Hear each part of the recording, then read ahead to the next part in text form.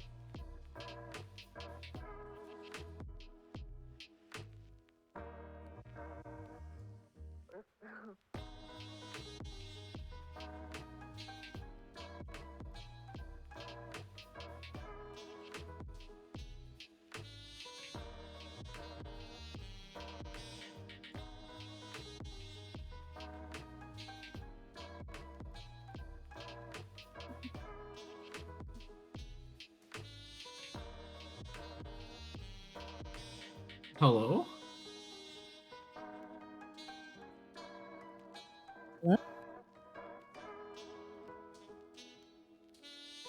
You're a bit quiet, but...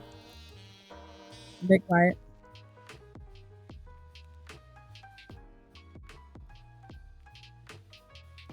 Hello? I hear you. I think that's okay. So Mr. AJ's on my side. So if my name's going, he's on. That's him, and then I'm on his side. So. Hello. Hello. Hi. Hi. Am I here? I don't hear myself. Yeah. Hello. Oh, we're here. Hi. Sorry. Technical difficulties. But welcome everybody to the Wheel Podcast. We are your hosts. I am Destiny. I am Mr. AJ, and today we have a very special guest. Please welcome Mr. Bored to Tears himself. AKA Nick. Now, Nick, would you mind giving us a little introduction of yourself? Who you are, what you stream? Well, I may have a 2 in my name, but it might as well be a 3 because I'm always the third wheel. Hey. I like the pun. Oh, what do I even do? I just sort of stream whatever I feel like. Lately I'm very stubborn, so I've been going through this Pokemon Nuzlocke, and we're on attempt 60 or something, and I've put in way too many hours. I've been seeing that. Whenever I stop in your streams, I've been seeing that you've been doing Pokemon, and it's piqued my interest because I like how it's like you get to do any fusion, right? Yes. Some of them there aren't custom sprites for yet, but like the the art community has been doing so much with it.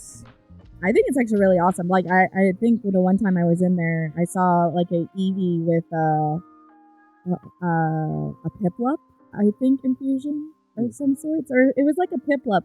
It looked like a Piplup, but it also looked like the Firebird. I can't think of the Firebird's name. God, I feel there's so many. I'm not even sure. I know. I'm really trying to remember. But how are you doing today, Nick? Pretty good. It's been a little bit of a busy day, and it's been quite cold here, but you know, it's not I can't complain. But busy for sure. Well, yeah, I mean, I keep telling. Oh, sorry, you go. No, you're good. I was gonna say if it helps, like our weather's kind of bipolar. Yeah, I keep telling questioning on Monday, like, wow, like why did I make plans to go out? Like, why did I leave the house? I need like just 2 days to rest. But then I know if I don't go out, I'm gonna be like sad that I didn't do something. So it's not a good cycle. Oh yeah, no, I'm the same way. If anybody can relate to that, it's definitely me. I'm trying to like keep my routine where it's like I need to go out, I need to do stuff. But then it's like the moment I have like I had a couple lazy days this week, and at the end of the day I was like, man, I'm actually really upset I didn't do anything. No. All right, so we're gonna do a little breakdown of the order in which we're gonna ask these questions. Yes. We're gonna start off with some icebreaker questions, with some just something to get us started, right? Yeah, just something to warm up, or I guess break the ice of like getting to know you, and then afterwards we're gonna go into the little deep and personal questions, so that way not only our community but your community gets to know you a bit more, even though your community probably already knows everything about you. And they probably know too much. And then we'll just move on to our general list of questions after that, ending off with the concluding ones.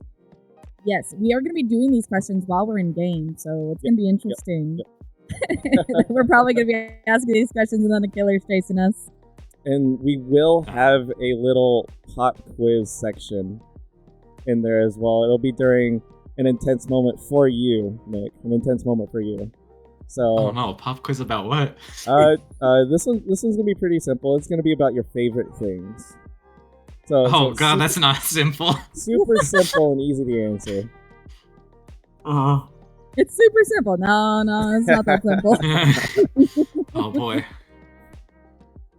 All right, I'm also, the microphones on my end, I feel, are still slightly quiet. Still slightly quiet on your end? Okay. Actually, I'm just gonna lower my game and I can just increase my computer's volume. Okay. Yeah, you're good. Yeah, okay, that works. Alright. So let's go ahead and jump into a match together, and then as soon as we load into the game, then we'll start asking you the questions. We're just waiting on you, Mr. AJ. Yeah, I know. I'm loading up the game right now. He's on PlayStation, so we get the... I gotta wait like 2 hours before I load into the game. I should have already been loaded in, but you know what? I mean... We live and we learn. I'm also very good at not focusing on DVD while playing DVD, so I think, I'm the the quiz same is way. gonna be good. Alright. I'm just like, what happens. I tend to blow up a lot of gens, I'll be honest. Yeah, skill checks are optional. I don't play this game at all ever, so I mean, I'm gonna be even worse than the both of you. Oh, that's right. I had to stun. The main reason why I had this like challenge is because I had to stun the killer 4 times in a single trial. Oh, is that actually? That's the same challenge I'm on. It's so hard. I feel like I've been doing it like nonstop since I've been playing DVD. It's like, am I ever gonna get through this challenge? It's like, oh. I was like, I haven't played this in a while. And I don't know why. It's just once he said 4 stuns, it's like, oh no, I think I think that's what I have to do.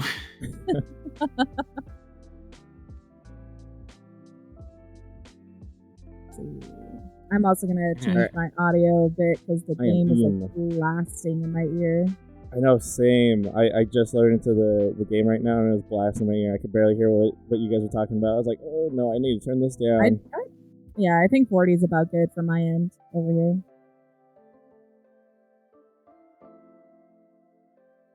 I'm gonna give some blood points to Vittorio because I kind of have almost 2 million. Alright, I'm ready whenever you guys are. I'm ready. I'm excited. We're gonna die a lot. I'm expecting it. I'm excited. I'm usually the first one to die in every match that we ever play. That, honestly, that's probably true. I know the goal of Survivor is to escape, but that's not my goal. I know, yeah. I'm just like, it happens. It's like that's the optional challenge of the game.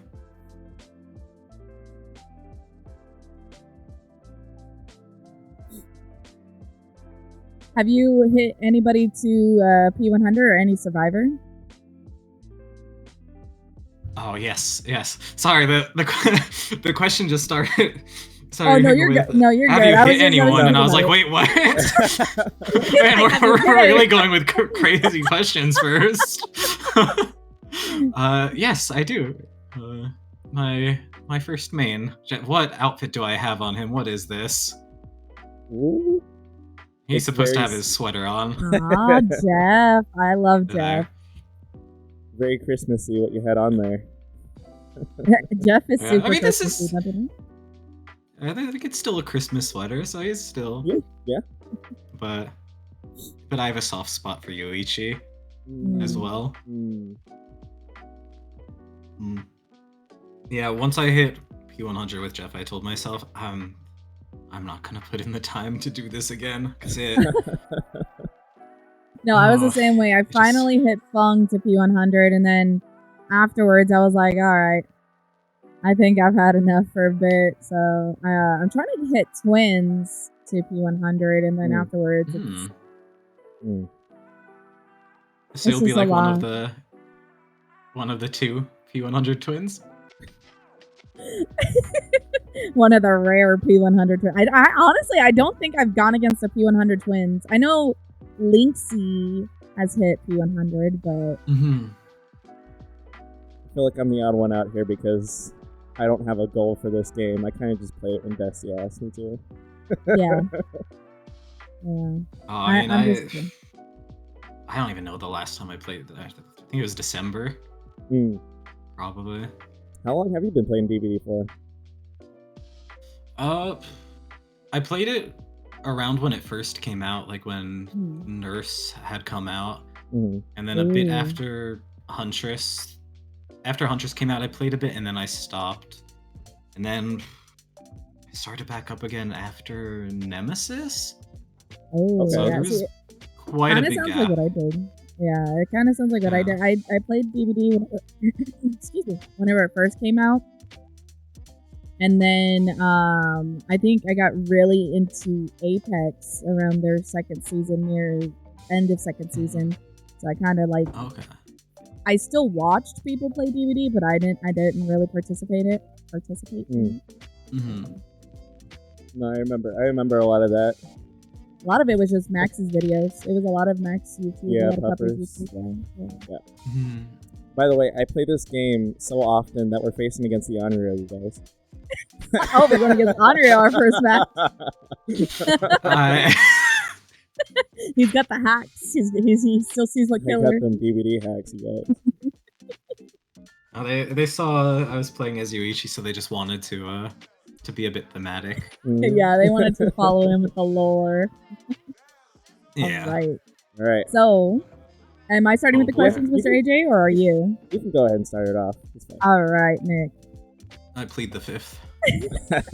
So, what is your favorite way to spend a day off? Days off exist. If there's a day when I don't have plans with anyone, I feel like my social battery is always so drained, and so I really like. Oh, this is gonna be difficult. I realized in Chase. I like to just sit in bed and scroll on my phone. I don't know if it's a day off. I want to be as off as possible. Mhm. I guess. Yeah, makes sense. I'm a advent scroller myself, so mainly TikTok. Oh yeah, he spends a lot of his time scrolling through TikTok. Whether think it be he sends I'm me, like, actually focusing on the 15. video or I just have it playing in the background when I do something else. He sends me like 50 videos a day, I'll be honest. All right, so like, oh, sorry, what was that? oh no, I was just like, Okay. there's always so many that I like, but then I never actually like them, and then I try to find them later, and I'm like, oh yeah, I probably should have clicked it, but Right, it is what it is. especially when I want to show somebody what I just watched. I'm just like, oh, Merciless Storm, by the way. Oh, she left me? Sorry, I concentrated there for a moment. But like, whenever I want to go show somebody something, I go to my likes to bring up the video, and I'm like, wait, I didn't like it. How did I not like this video? But yeah, completely get that. Wanting to relax on your days off. Yeah. Alright. Alright, so next question. What would be the first thing you do if you had won the lottery? Pay off my student loans. Student, They have been plaguing me for too long. Ma'am, please. I appreciate you giving me time to focus, but Yep, you're all good. We're in the middle of a match, and you're in the middle of a chase, so I do not blame you. it's fine. The bamboo was more solid than I thought. Oh god, I know I answered the question. I don't even remember what the question was now. I don't even remember what I said. What would be the first thing you do if you had won the lottery? Oh yeah. Student loans, 1000%. I know they're a killer. Like, it's ridiculous. Yeah. Honestly, that'd probably be one of the things too, to focus on paying off any debts or anything. Any for loans, me. for sure.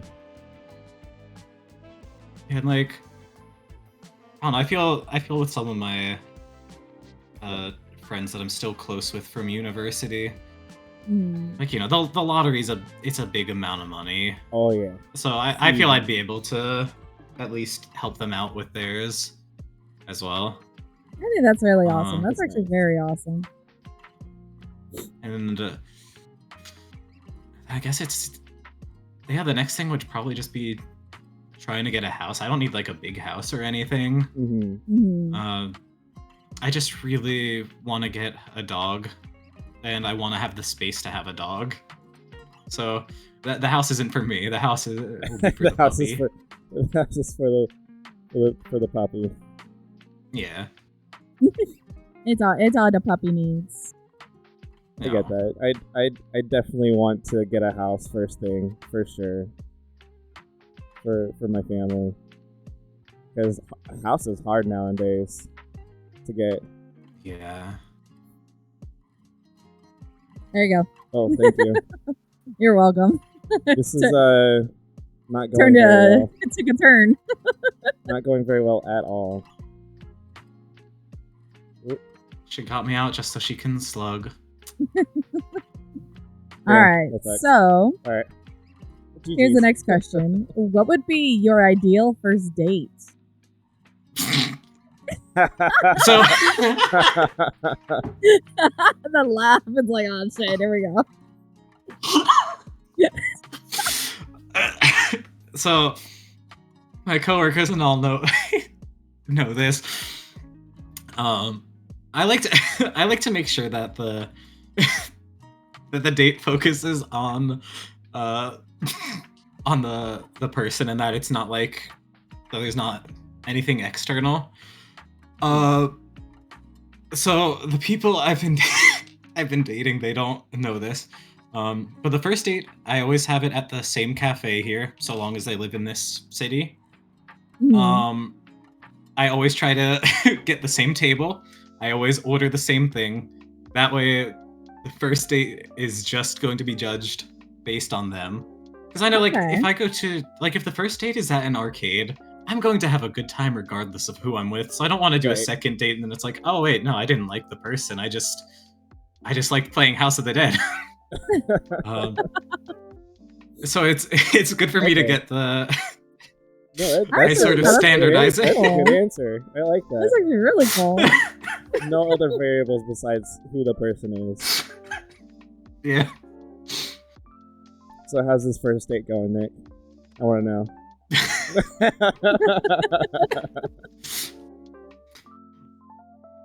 Well, we'll see. There's someone that I'm honestly a little hopeful Little about, but we'll see. Alright, so how are you feeling about these questions so far? Yeah. They're good. They were going for an adept. Okay. Oh, they were give doing them a adept, okay. pass. Makes sense. Oh, Brown. Oh, yeah. Merciless Storm, yeah. That's completely understandable there.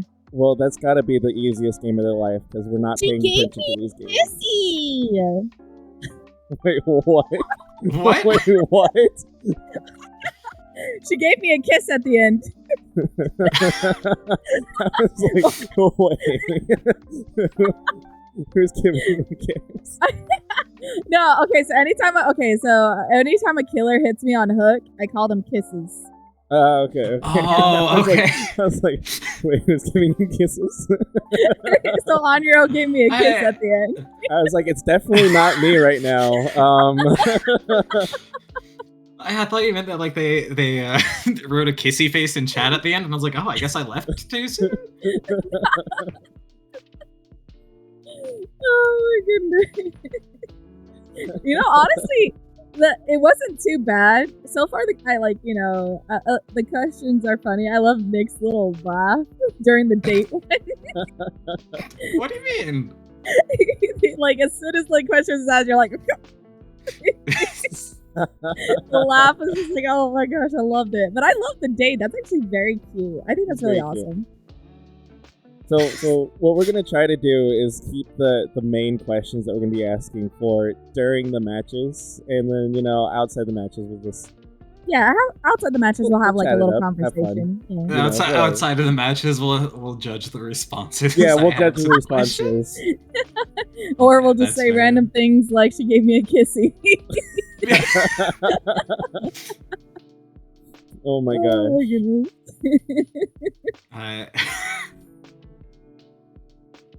Oh yeah. No, I feel comfortable with the questions. It's, as we've already seen, I'm very good at sharing too much. So no, honestly, that's very awesome. I'm really glad that you feel comfortable, like, to be open enough. Honestly, that's what we're looking for. We want in-depth details. Yeah. What's the code word if I'm ever too open? What do we? What? Oh no, there is no code word. There is no code word. No. No code word. Just like all you hear is a cricket noise. I'm adding it. Oh, the Discord soundboard has that. So technically, that's right. That's true.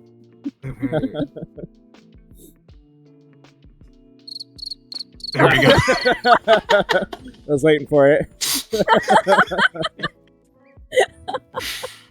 Oh. Yeah, those soundboards. Oh my goodness, words. Soundboards are hilarious. It's actually really cool that Discord added that. Yeah, I saw Discord added a lot of things. There's even like little mini games that you could play in there while you're chatting with people in voice chat. Yeah. Crazy. I haven't actually tested any of that stuff out, but I saw it was there and available. I was like, I think, I haven't tested it out myself either, but I know I've seen it. Mm-hmm. All right, you ready for the next set of questions? Yeah. It only gets worse from here, Nick. I'm just letting you know. I'm warning you as well. It only gets worse from here. Maybe I should have grabbed a drink first. Should have just like, oh, we need something. Speaking of drink. I was about to grab the water too, and then you reached down. I was like, I have a coffee right next to me, but We have this big old 140 ounce drink that we carry with us on my time. Oh my God, that's a huge bottle. Oh my Mhm. God. yeah, and we drink all of it by the end. By the end, it's like, all right. So, Nick, would you say you're more of an extrovert or an introvert? Oh, definitely introvert. But like I take the extrovert introvert thing as the where do you gain energy from? Yep. Okay. Like I need my alone time to get my energy back. I love talking to people, but like after doing it, I just need to lay down. It's a Chucky. Oh my God, it is. But I would say I'm the same way. Like I feed off of people's energy, and then of course, like, you know, Mr. AJ himself has seen me when I'm at my lowest social battery. He's like, all right. He's like, I know you're tired of talking and socializing, so. Honestly, for me, it'd have to be who I'm around. If I'm around people I don't know, sometimes I'll get a little socialized, but if I'm around people that I do know, and I know what they're like, that's when my socialness tends to go away, and I'm just kind of like,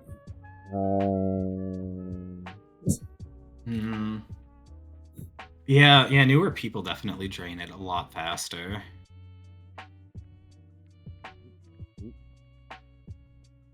There's a hex totem. Alright. So the next question. What is one thing that can instantly make your day better? One thing that could instantly make my day better? Yeah. Huh.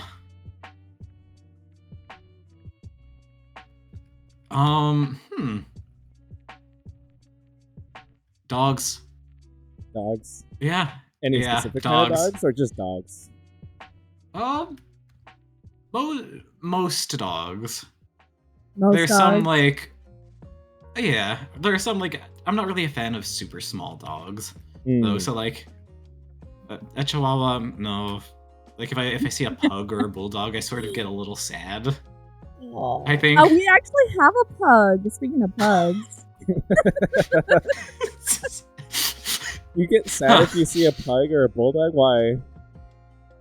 Well, it's just like with how bad the breeding has been for them. Yeah. Like I know with pugs they started calling them like retro pugs, where they've been breeding snout is like out a little bit more. Yeah, I was born and raised with pugs, so a lot of the times I knew of like what was gonna go on with them and stuff. Of course, like any sort of dogs that have like the scrunched up noses, they do have a tendency to have the hardest time breathing. Yeah. I don't know much about dogs. I've only ever had cats or hamsters. So he has a little bit more information about cats, and that's it. No, not even that. Really? You don't even have information about cats? Not really. I don't know much about cats. I was into this. I know I like when friends have cats, but I wouldn't have a cat myself. Hang on. I am so sorry if I blinded anybody. Nick's over here running in circles. I can't see. I know. It's like, I can't see. I got blind. Wait, Basement is here. Why didn't he come here instead? he just wanted the hook. He wanted the hook for everybody. Rude. All right, that's awesome though. I love that. Like, you know, for this, it's the same thing for me. Like, besides my kids, I would have to say animals are like the next best thing that would make me happy. Minus you, sorry, Mr. AJ. I saw that. No, it's all good. It's all good. I see how it is. We'll see if we'll continue the Third Wheel podcast after the stream. That is so messed up.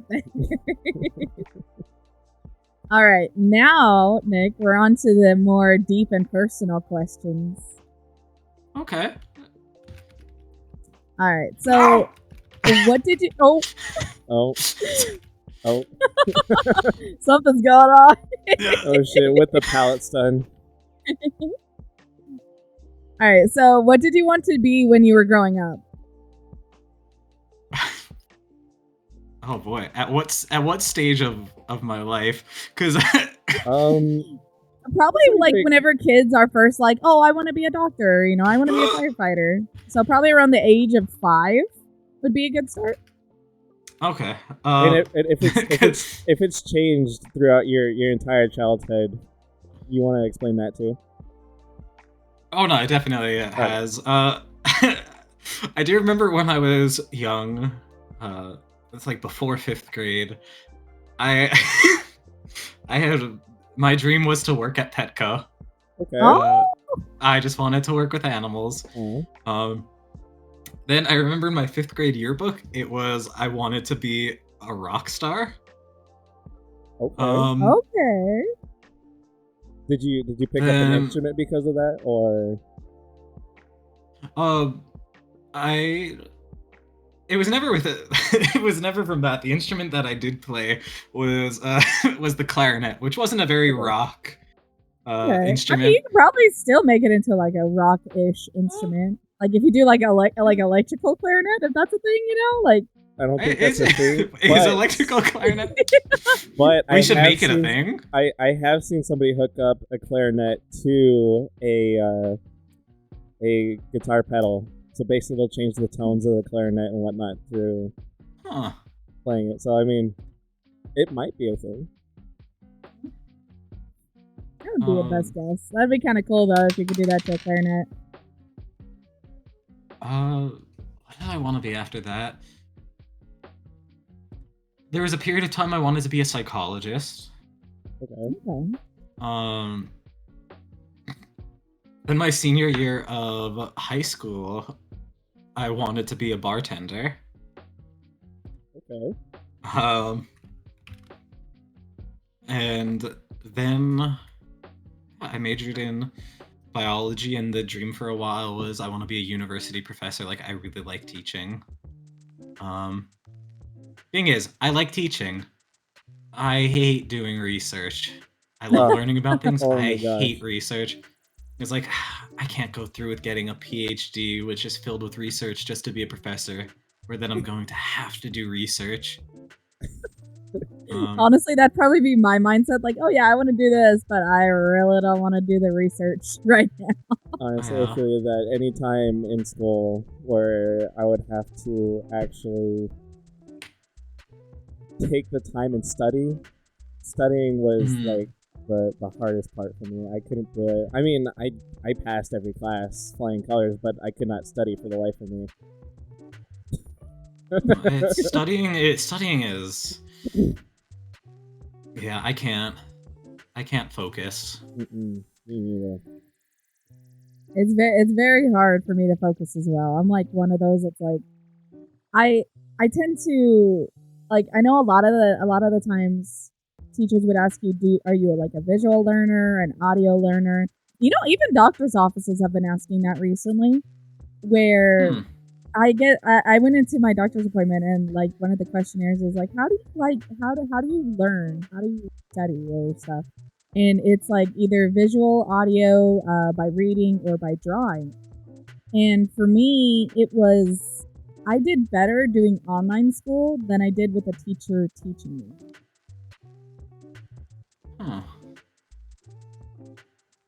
Yeah, I think it's sort of the unfortunate thing that I was always more of a hands-on learner. So the most I did learn was doing the research. It was just like I didn't want to do the research.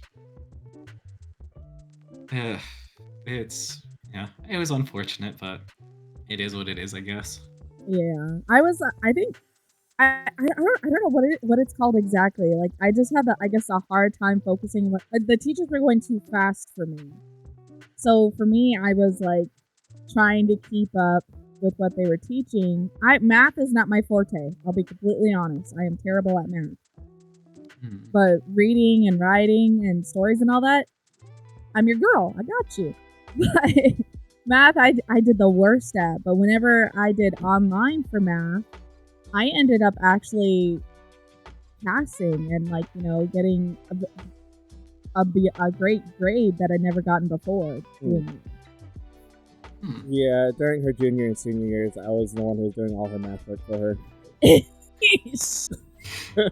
I'm outing you on that. I did all your math work for you. She'd be like, "Sweets, I'm stuck on this math problem. Can you do it for me?" And I'd be like, "I did. Yeah, I could do it for you." And I'd end up doing her whole page for her whole paperwork. I had statistics after lunch my last year of high school, and my friend would just do the homework and she would just make up the answers, and I was so lazy that I would just copy her made-up answers because he was checking to see if it was done instead of answers. I think I did that quite a bit, where I would just if somebody was finished, I'm like, okay, I don't want to do the rest here. Let me look off your work, please. Oh, it's a ghosty. Hi. Nice. All right. So for the next question, do you have any siblings? I do. I have an older sister, a 4-year difference. She was sort of the troublemaker, and so I got to be viewed as the good kid because I got to see how to not get away with things. Okay, so your older sister is your only sibling? Yes. Right, and how was your relationship with her? Back growing up whenever you were a child. Yeah, it yo-yoed a lot, I feel. We're like kindergarten and earlier. It was a very good relationship. She was my big sister. Then in elementary school and sort of most of middle school, it was just like, ugh. But then in high school, our relationship got better. It felt. Okay. So it kind of sounds like the I shouldn't say the typical or the usual, but I guess that's the only word that really comes to mind on the sibling relationship. You have your moments of you love your brother or sister, but then you know. Yeah, especially the middle school age. When someone's in middle school age, it's just. Oh. I think for whenever it comes to my because my sister's special needs, so I can't really relate to anybody that has their typical sibling. I didn't we had our fights and stuff, where she would get frustrated, I would get frustrated, but never the usual I don't know how to explain it. Mr. AJ, I think you'd probably be better. You would have a better explanation than I do because you had your sister. Yeah. Sorry, I zoned out there because I'm playing DVD, but because I'm playing DVD. Sorry. Yeah, I definitely get the whole back and forth thing with my relationship with my sister. It's just the two of us, and she's younger than I am. Honestly, with how we were raised and growing up, I definitely felt like since she was the youngest, she kind of got, I wouldn't say more of the attention, but was definitely treated better. Yeah, and then it wasn't only just from my parents; it would be from everybody in our family. It would be that way.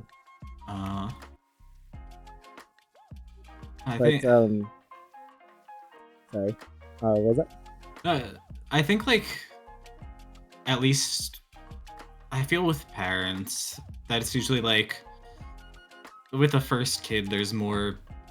They're learning more because it's their first time with it, and then so with the later kids, they sort of know what things didn't work. Yeah, I feel like it's like for the first child, and this is coming from our experience. Katarina was our first child, so we were learning. We didn't know how to parent, but with Asher, it's definitely it's not. I shouldn't say it's way more different, but it definitely is. Motherfucker, you had me 99. Sorry. Ghosty, back Ghosty. Oh shit. Okay. But yeah, with Asher, it's like we still do the same stuff that we did with Katarina, but we did change it up like way more different than what we did with her at the beginning, if that makes sense. Yeah. Yeah. All right. So you ready for those? Also within that question, there's also one more question. Do you think having a sibling affected your relationship with your parents as a child?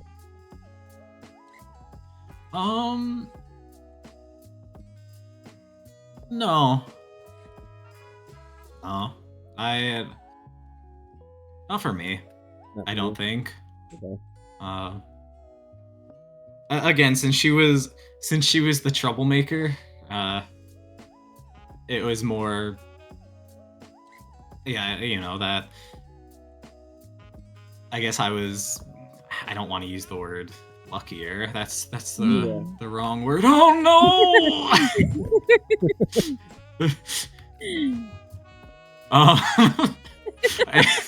Man, this is going to be a very confusing podcast. We're going to have some of these like serious moments, and then just all of a sudden, it's like all of a sudden, being chased by or getting into a tense moment and just completely dropping the serious moment. I love it. No, I guess they never really had much reason to be angry or annoyed at me. Okay.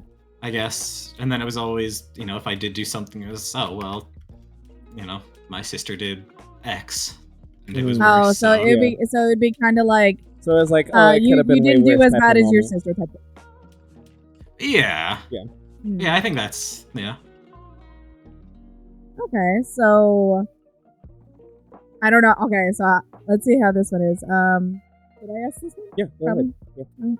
So if you could change anything about the way you were raised, what would it be and why? Oh no! We said deep and personal, Nick. Oh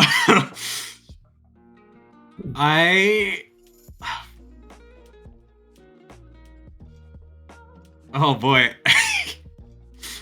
Let's for the record. Let's add this to my digital footprint. I once I had moved to Sweden, once I had moved out of the house permanently, it seemed like that my parents had like such a great relationship with how little it seemed like they cared about each other growing up. I genuinely think I would have been better off if they had gotten divorced, because relationship stuff was very difficult for me early on. It sort of feels bad to say, and I'm happy that they're happy and doing well now. Yeah. It just would have been nice to see that healthier relationship growing up. Yeah, that's understandable. That's actually very understandable. My coming from actually both me and Mr. AJ. Yeah. Both of our set of parents got divorced. Mine did whenever I was 11, 12. And so it was in the prime of my teenagehood, which really messed with me mentally. It broke me because I grew up with my parents getting along so well. Of course, my mom was always the one that would raise me and my sister. She was a stay-at-home mom while my dad worked all the time. But when she went into work, she started as a teacher. Of course, I was the child that was like, no, mommy, I don't want you to work. I want you to stay home and stuff. Them getting a divorce, and it was hard. I was angry. I was a very angry teenager going through it. Oh no. No, it's just what was happening in the game. Oh. Yeah, it's like you're talking about serious stuff as Ghostface is doing that. At the fucking basement. I was like, I didn't that was like tonal whiplash. I just saw Mr. AJ's face and I was like, did I say something wrong there? No, he didn't say anything wrong. But actually, whenever my parents got a divorce, it was a little bit after I had moved out as well. And I think it had more of an effect on my sister more than it did me, since I was already up and ready to get out of there and, you know, go do my own thing. And my sister was still just starting high school, so I think it affected her more than it did me. So I'm not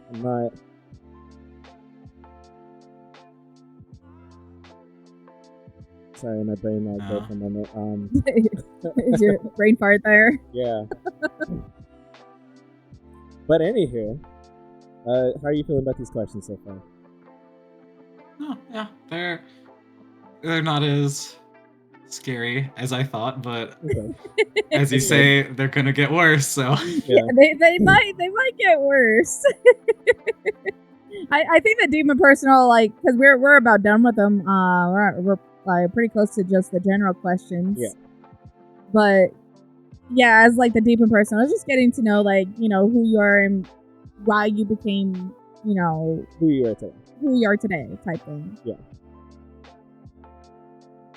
And honestly, I think it's really cool. You know, again, this is the whole point of the podcast. It's getting to know our friends, our content creators, and it's actually really cool. Like, you know, of course we did ask you guys beforehand, you know, if you would like to opt in for the personal, deep and personal, so that way you guys didn't feel uncomfortable or there was like no sort of pressure in that sense. Yeah. Have you ever talked about any of this stuff on stream, Ford? I'm honestly not sure. I don't know what stuff I have. I feel when I talk on stream, I am in a very dissociative state. But half the time when clips are sent to me, I'm just like, oh. Okay. When did I say so that? I said that. Huh. I feel like that happens a lot. Yeah, there'll be clips that we'll have one of our community members clip, and I'm like, wait, when did this happen? I don't know if you've seen it, Nick, but there's a very popular one of Destiny whenever she was just Destiny. Basically she's playing Little Nightmares, the first one. Oh no! Oh, and there's a scene where you have to run across a table of the people trying to eat you. Yeah. And she was stuck on that for like a good 45 minutes, doing it over and over. And finally, she kind of just snapped and she said, "You know what? Shove me in your mouth. Just do it." And gosh, it got it. It was one of those moments of. It was one of those moments of. Did I really say that? Did I really just do that? Yeah, no, it was like, okay. For the context of, like, you know, this is the exact words I said. I said, just shove me in your fucking mouth. Do it. You know? I mean, at least, like, there's a good context with it. Like, it makes sense why I would say that, especially at that part. Yeah. So at least it's not, like, out of context type thing. But for some reason, everybody loved the hell out of it. And I was like, I mean, honestly, it's probably just because a random outburst of anger just appeared there, but yeah. Yeah, after 45 minutes, I can understand. Yeah. There would be. Oh shoot! I am the one who's lagging behind here. I am so sorry. Yeah, we're already I thought we were just like I thought we were just Screw- waiting to discuss like that part. Screw I was like, playing this game. We're just gonna ask the questions.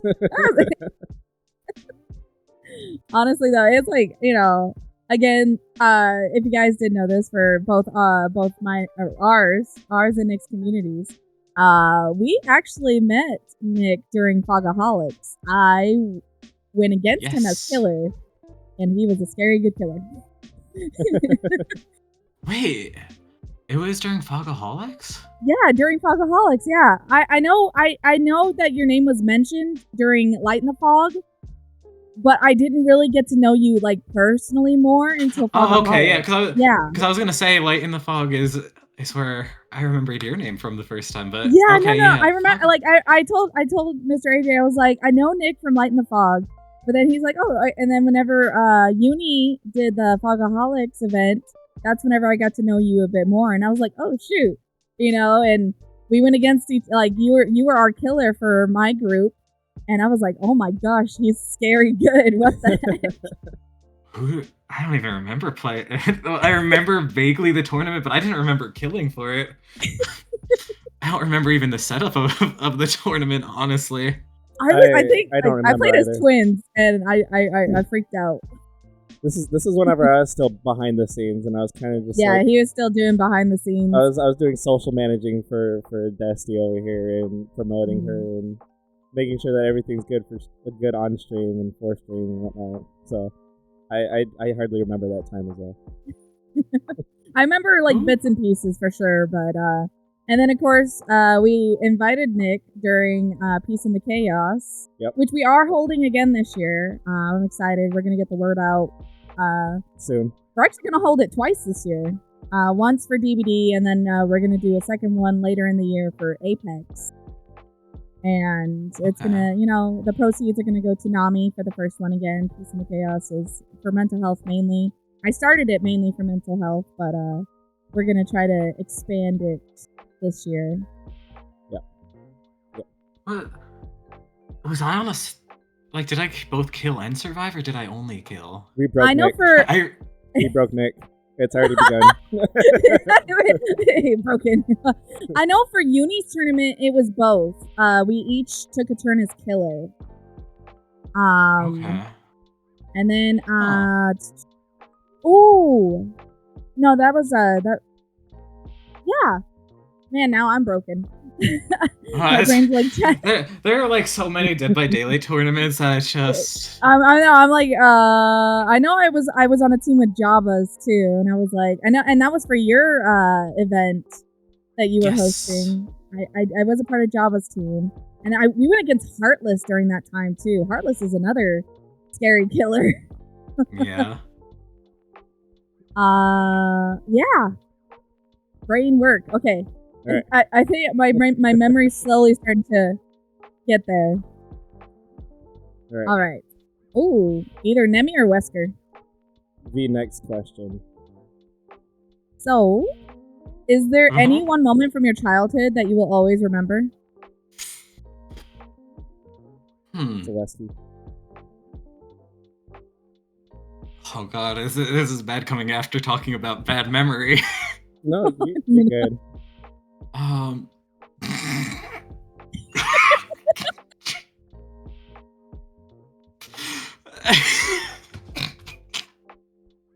I do. Yeah, there is. So there was one day my parents weren't home, and it was just me, my sister, and her friend. We had like the consoles downstairs, the video game consoles. And I remember I was playing Sly Cooper 3. Oh, I love Sly Cooper. Sly Cooper's such a good one. Oh no. And suddenly, like, I can hear like my sister and her friend running around. I could hear them. I could like hear them screaming in like full panic.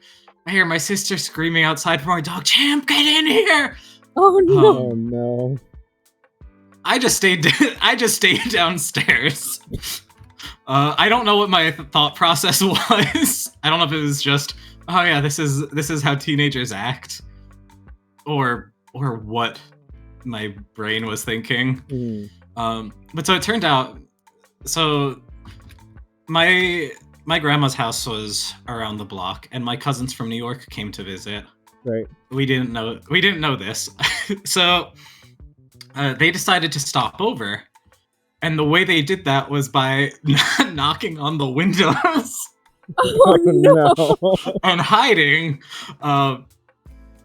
And I remember my sister telling me this too, that like, because she had just seen Saw 2 recently, and there's one trap in there where you look through the peephole and then like something shoots you. So she's like trying to look through the peephole without like without trying to get stabbed without properly looking. Yeah.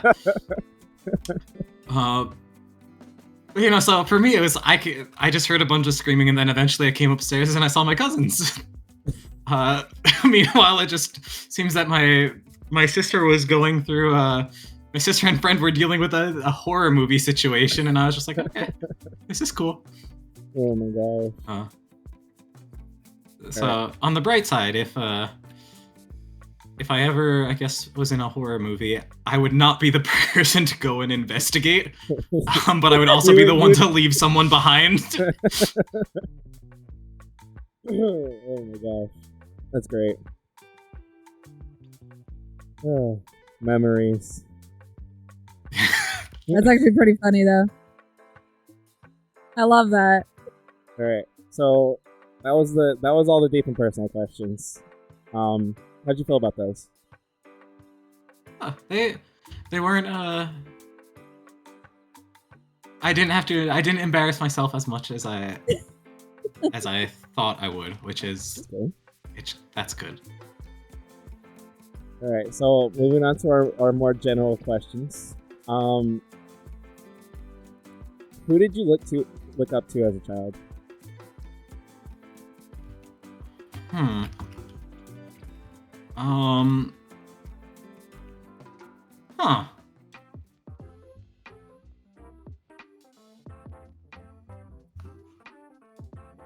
I'm not sure.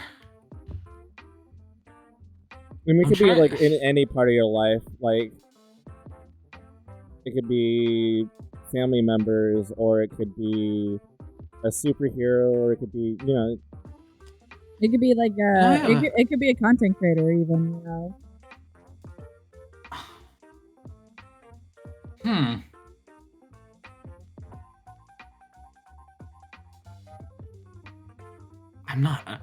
I'm really not sure. I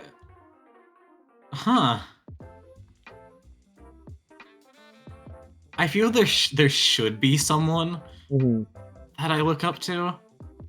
Like, I'm even trying to think like of how I would answer the question as a person today. But I think this is the first question where I'm just fully stumped. And I don't know. I'm even trying to think of like shows as a kid, but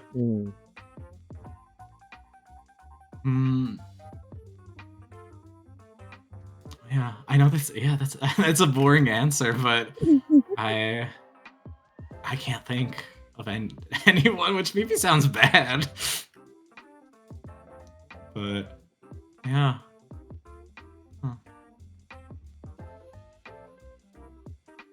I need a button to play. Ladies and gentlemen, we did it.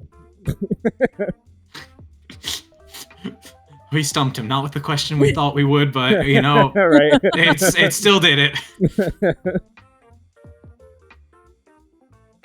All right. Well, there's similar questions in the future like that, so we'll probably scratch those off unless you can come up with one later.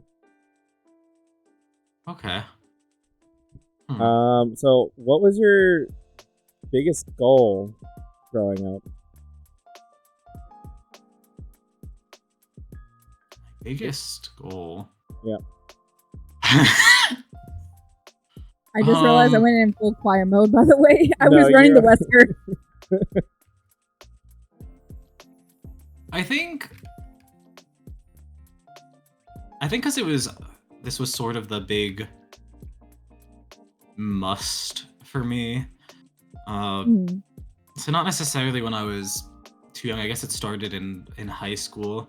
But I did know that when I was in university, I really wanted to study abroad. I knew it was going to be the best chance for me to actually get to go to another country and experience it instead of like it just being on a short vacation type of deal. Right.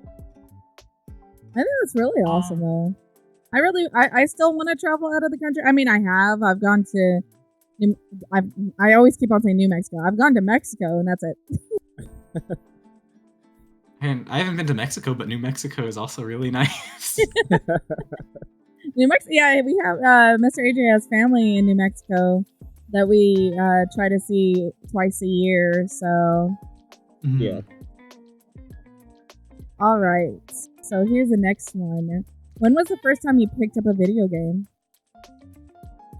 Oh, I was young. I was very young. The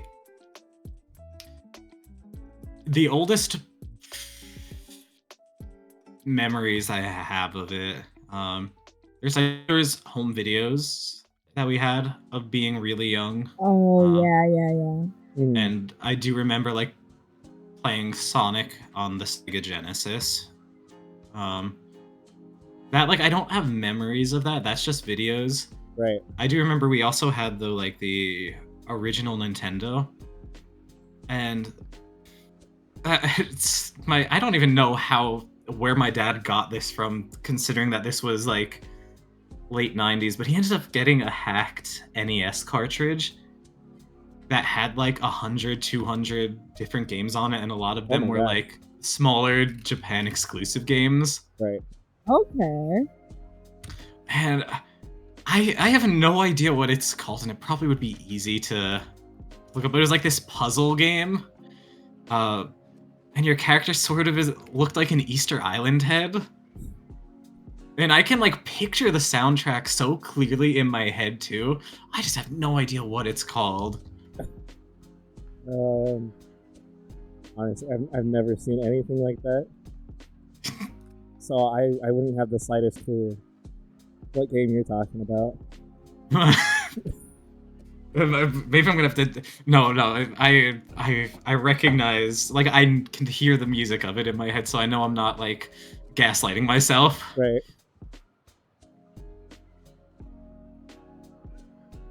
But yeah, I've always been gaming. That's why, like, when I then got older and it was like I always found it silly, this whole console versus PC. Like, right. I don't know, both have their advantages. I don't care what console the game is on. If it's a game I like, then it can be wherever. Yeah, no, that's good. That, like, to me, I think that was like really interesting that they brought the whole like, oh, you're on PC, oh, you're on console. Yeah. I think a lot of it I mainly hear from Apex. Apex is one of those like communities that was like, how dare you play on console, or you have aim assist and all this stuff. What the heck? Yeah, we're kind of just in here. Sorry. Yeah, I think I'd have to say the first video game that I ever played was on the PlayStation 1, and it was a Star Wars game. And I remember I'd always want like either my mom or my dad to play it with me. I forgot what Star Wars was. What the game was called. The only Star Wars game I can think of that I have played was Lego Star Wars. Fair enough. I loved Lego Star Wars, to be honest. And that was the only one I remember playing myself, was Lego Star Wars. Yeah. It was a good game. I think that I still argue that's the best of the Lego games. Oh yeah, no, it definitely is. It definitely is. I also say this only having played the Lego Star Wars in terms of Lego games, so but I think I played at most is maybe 3 different Lego games, and that was of course the Star Wars. I also played Jurassic Park Lego. I believe that's one of the ones I played. Okay. Huh. Alright, so who introduced you to video games? I guess, yeah, then it would have to, with it having the Genesis and the Nintendo so young, it probably was my dad then. Okay. Like, yeah, then having an older sister, like playing Super Mario Brothers 3 was always, she was Mario, I was Luigi. though I did prefer Mario. But with Sonic, when she was Sonic and I was Tails, I didn't mind. I liked Tails. Tails I preferred, so... Oh my goodness. That was a fine player, too. That actually brings back a memory with me and my sister. So one of our games was also Sonic the Hedgehog. And... Oh, he did that with no perks. Sorry. Big rip. Big rip. I mean, hey, good Wesker. I mean, right. I'll give him that. But one of my favorite characters to play was Shadow. I love playing with Shadow. So core memory unlocked there. That was like more GameCube era, right? Yeah, that was GameCube. I'm trying to remember. We played it on PlayStation 1, and it was like where you would go through the different maps. I'm really trying to you would face Dr. Eggman, and I'm really trying to remember the exact name for it. I'll have to post it later, and then that'll be like, oh, that's the one I played. Yeah. I remember we used to have an NES, but as soon as like the PlayStation 1 came out, that's when my dad ended up getting it, along with all my other cousins and whatnot. So we kind of strayed away from the NES, and we were all just playing the PlayStation over at each other's houses and whatnot. So I never got to really play the NES or any Nintendo, for that matter of fact. Not until like the Wii came out.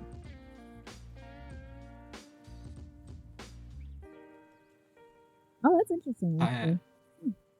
I thought of an answer to the previous question. Oh, okay. It's someone who more is in inspiring today type of deal. Mm-hmm. And I don't want to. It's like I don't want to not have an answer. But it's also I don't want this to be on record for him. Oh no. Oh, no. I really do look up to a lot that he does. He's such a strong work ethic. Mm-hmm. That I wish that I wish I had a work ethic like that, and he's just become a really good friend that I do look up to completely. I call him Onion. Oh, yeah.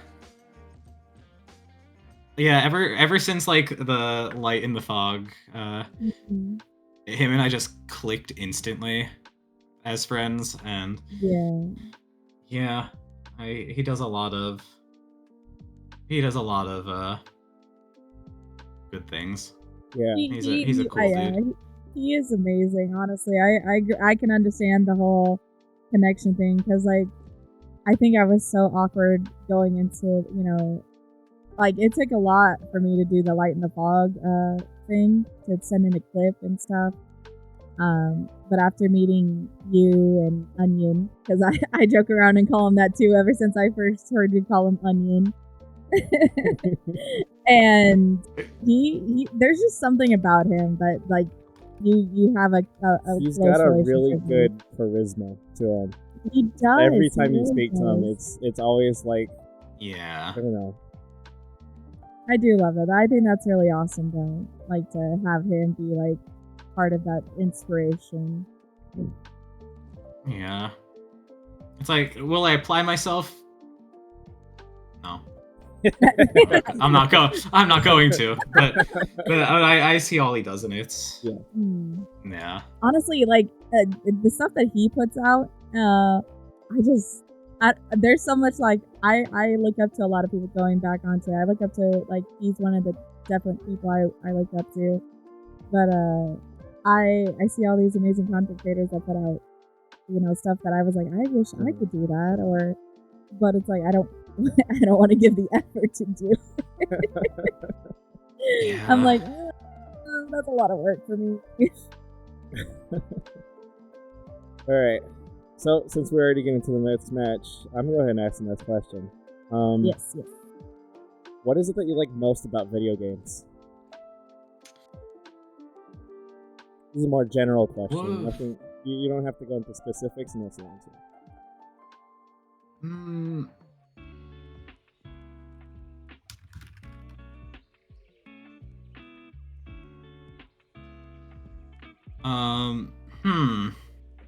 What do I like the most about them? It feels cheesy, but it's like the communities that can sort of form around it. Because even like with single player games, I've realized that like there usually was a friend I would like be watching or playing along with me in person. And yeah, I think there are a lot of problems with the communities that can form around it, but I think I don't know. It's nice that there's a sort of this nerdy interest that a lot of people can get around. Yeah. No, I agree with storytelling also. Yeah. Storytelling. I'm one of those, like, for games, for me, I love the storyline behind a lot of games, but the second part for me would have to be the gaming community itself. Like, again, I've met like you, and I've met so many other amazing people just because of gaming, just because of like, an interest in what we do. And I think like soundtrack as well. I'm very big on like looking into music of things, and so like I can really appreciate the composing that goes into a lot of games. Yeah. I would say one of my favorite soundtracks would be World of Warcraft. I love World of Warcraft. I got that answer wrong. I was gonna say Kingdom Hearts for you, but really, no. Okay. Kingdom Hearts would be like definitely one of my top 5 as well. I don't really know the Kingdom Hearts soundtrack, but I did use when like hosting D&D. Sometimes the World of Warcraft taverns were used for taverns, so I definitely can see the like ambience and how they work well to set the tone.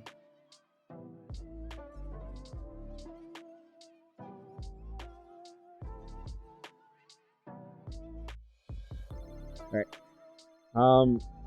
So moving on. What would you okay, sorry. You were in Chase.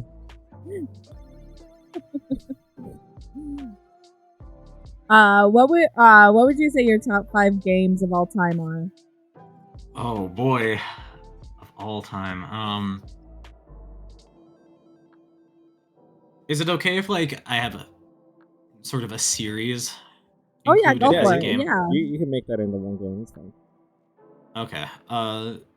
The top one for me, I know my number 1 spot easily. That's the Monster Hunter series. I've been playing it since it came out.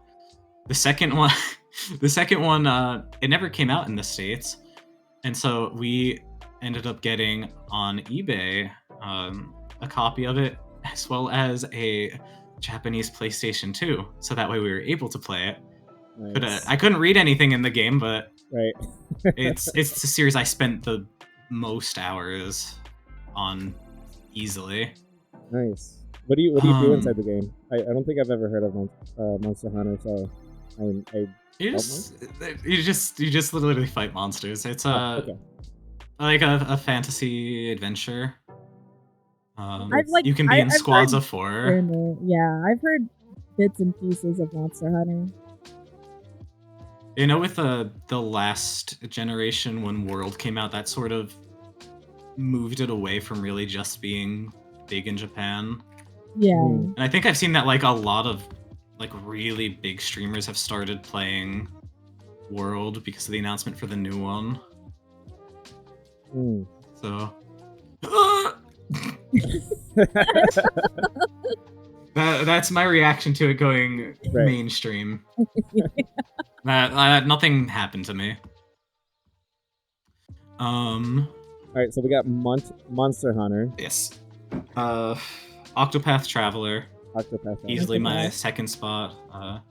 JRPG made by Square Enix. It's God, I don't know what it is, but I love the game so much. I think the stories, especially for the second one, really thought out and easily top video game soundtracks for me. That the composer did phenomenal.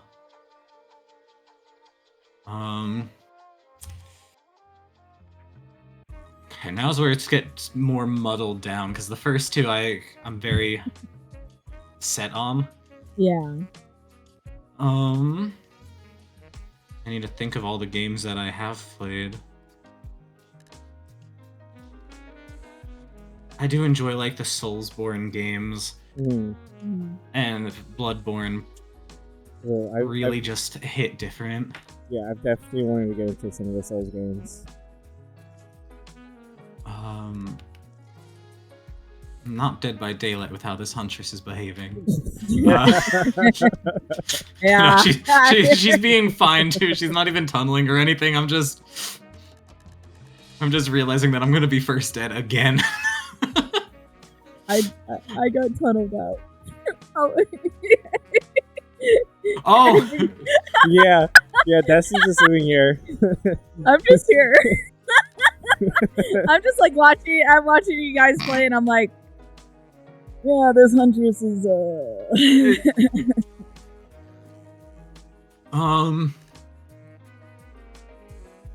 See, I'm checking my games list. I'm checking what I even have on Steam. You know, I haven't played it in a while, but like Half-Life 2 and all the episodes for it, those are such a classic, and I feel I can easily go back to them. And then with fifth, I think I would choose Omori. Though that game had me ugly crying. Yeah, I think that's I can say that that's the top 5. I like that. That's actually really cool. Honestly, I did not expect to hear like that sort of top 5, which is actually really cool. Again, this is the whole point. Is like we're getting to know you on a deeper level, and you know what your favorite games would be. You know, the story behind who Nick is, which is really cool. All right, so technically, since we're still, unless you died, we are still in a match. I'm not dead yet. Oh, okay. I was like, technically, since we're still in a match. Okay, so who was the first person you watched that made you say, "Wow, I want to do this"? In terms of streaming? Yeah, in terms of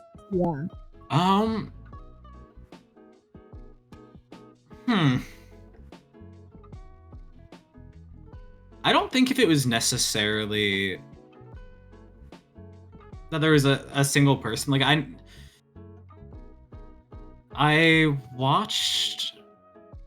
never really watched Twitch too much. Like when the pandemic started, there was one person I was, and then it sort of got into this weird trend that I would become a mod for them, and then like a month later something would happen in their life, whether good or bad, where they would stop streaming. So that was interesting. So I was already like part of the streaming community. Okay. But and then one day you're just like, I think I want to try doing this. I started streaming. It's either late October of 2021 or November of 2021, and honestly, it was just that. Even though we're really good friends now, and like he's family to me, it's after the relationship I was in for 6 years ended that it was just I needed something to do. And since I was already like friends with streamers, and they were like, "No, you should stream too." It's like, okay, yeah, why not? It's kind of like one of like, okay, yeah, sure, you know, I can dig it type thing.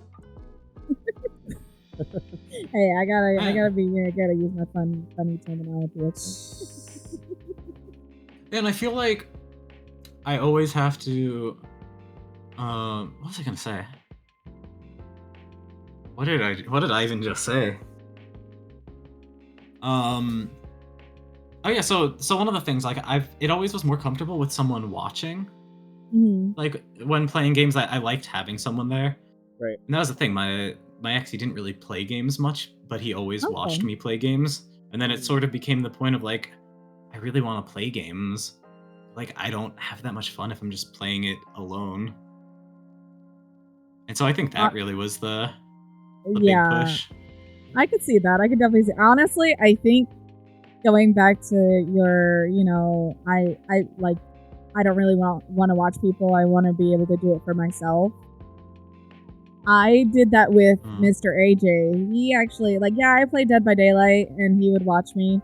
I did the same thing with him. Whenever he played Apex, I would just sit there because he was like trying to push me to get into it, and I was like, yeah, it kind of doesn't look like my type of game.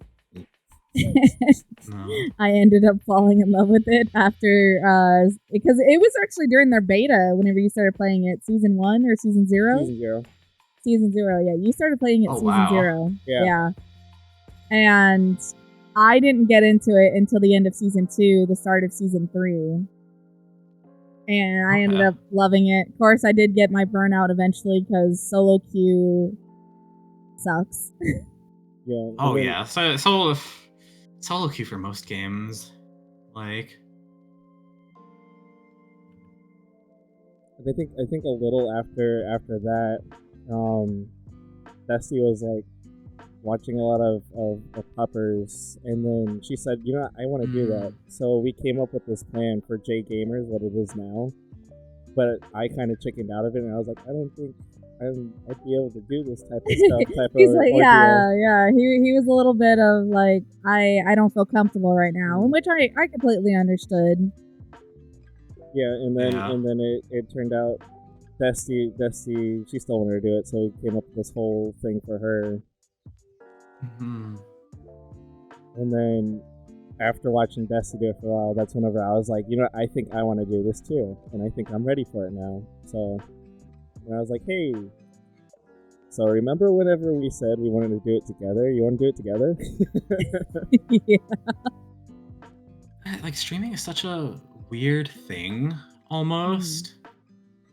Like, I don't know, like, hanging out with people, it like drains my energy, but on stream, I don't know, there's something about streaming where it's just, I never get tired during it. No, I get that. Whenever we first started doing this, we wanted to have our own separate thing still, so she'd still be Bestie and me, and I'd be Mr. AJ. And then we'd have our separate days and separate stream overlays and whatnot, so on and so forth. Oh, it's a ball! I'm so sorry. I'm so sorry. I didn't mean to say it back here. Not the body block. Oh. Oh my gosh. If you bring him to Shack, Yep. I brought him to a locker. I should have ran in that longer, honestly. I was gonna say if you bring him to Shack, I could head on him and then woo. Oh, I thought I was gonna get the blind. Did you see me? You didn't. Okay, so going back into that sort of same question on like you know who sort of gave you the inspiration behind starting content creating. Is it still the same person or is it someone else? The same people. Oh shit. Wait, what do you mean? I think Board answered this earlier with saying onion too, like stuff to Oh, okay. Yeah. Okay, I get it. So that was a question. This is one of those similar questions from before. Who do you look to? Okay. Oh, okay. Yeah. I see it now. All right, so here's a different one. Do you remember your first supporter who wasn't a family member or a friend?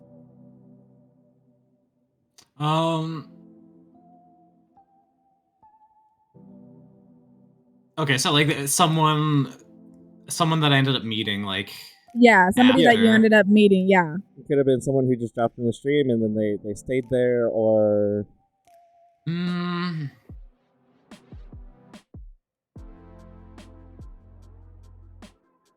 Gosh, I like trying to go through names in my head. Because like, you know, with Dead by Daylight, it's hard because so many communities were so intertwined. Oh yeah, there's so And so- many. Yeah. And so I'm trying to think of like there's a name I can think of that I never saw like in other friends' streams. That, you know, where we didn't have that mutual knowledge that this person exists.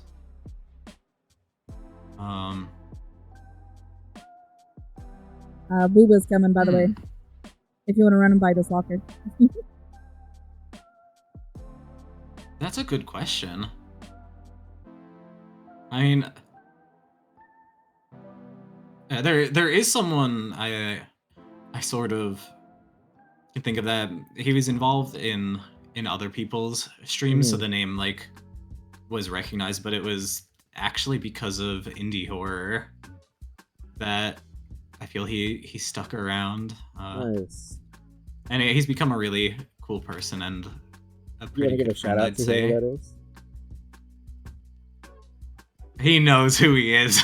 Oh no. Once I said indie horror, if he's here, he knows. I'll just say the cat lady. No. So jump through the window when that happens. Or he's gonna get holed. Oh, he has bamboozle. That's pretty cool. Booba with bamboozle with bamba. Oh shit.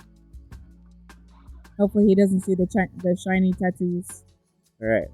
So, with the next question, what was the main purpose of starting a channel, and has that purpose changed over time? I'd say the purpose really was I just wanted someone to hang out with when playing games. I think that has mostly stayed the same. There was sort of the Dead by Daylight period, I guess, where I feel then I started to fall a bit into the trap of wanting to wanting to network a lot and wanting to grow. Yeah. Oh no, and I feel like I was like, understand that. Man, like it sort of felt like I was starting to lose, like, what I did stream for, and it was no longer only doing it for fun. Like, you know, don't get me wrong, I'm happy of the things that I had done for it. Like, if I didn't stick with Dead by Daylight and for so long, like, I wouldn't have been doing those charity tournaments. Yeah. But no, I think it's gotten back.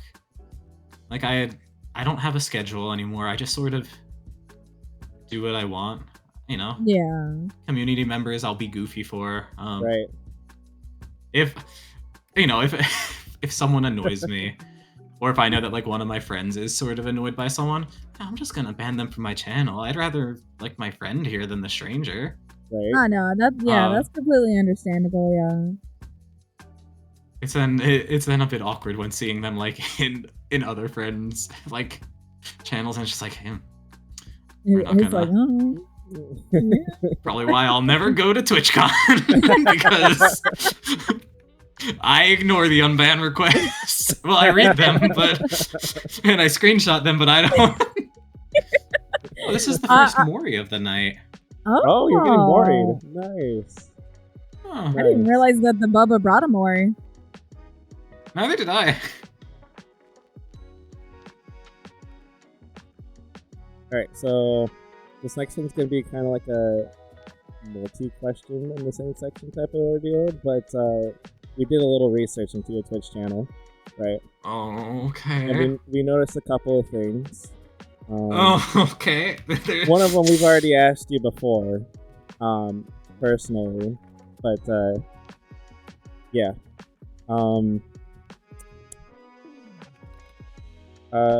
When and how and why is there a horse drawing in your About Me section? Oh god, I hate horses so much. If I could choose any animal to go extinct, like a mammal, I would choose horses. I do. The thing is, it's sort of been a pushback. So the original horse thing started before I was streaming in DBD, where I would just type horse y/n, as in like horse yes no, and I would just do that in post game chat. And anytime friends would ask what does that mean, I'd be like horse yes no. And sometimes people would like respond to it, so it became a joking thing. But then that became people like, oh yeah, you like horses, that's why you're asking. I'm like, no, but I don't. Yeah, but I actually don't, you know. Little did you know. And it's funny. It like, so then there were some things that like one of the like first people that really were active in my stream, I told them, they kept saying, yeah, you're gonna play Barbie's Horse Adventure. I was like, no, I'm not. Never gonna do that. So then for my 1-year anniversary stream, I went through that. Very, very strong controls for the game. Okay. But yeah, it's just. Okay, wait. He stopped chasing you. I don't know. Come get me. Really? Yes, come get me. Yeah, the horse just became a weird, stupid joke, and then like my dislike for horses just kept growing more and more. So yeah. Okay. So another thing that we noticed is that, and you were mentioning this before, is Dead by Daylight. We noticed that you don't play it as much anymore. Is there a reason behind it? Or on stream, anyways, yeah. It's really not too much more in general, I feel. I don't know, it's a mix of things. Like, yeah, there was like me feeling like with stream that I was just focusing too much on it when I used to do a bunch of variety. So I wanted to step away a bit with that. Okay. There was my internet also, there was a period where it wasn't as good. He's got barbecue. And so like trying to stream and play Dead by Daylight just wasn't working. There was the trauma of my third tournament. Oh shit! Where my internet died during it, like an hour in. Oh. And it was just like, I didn't want to go back to it.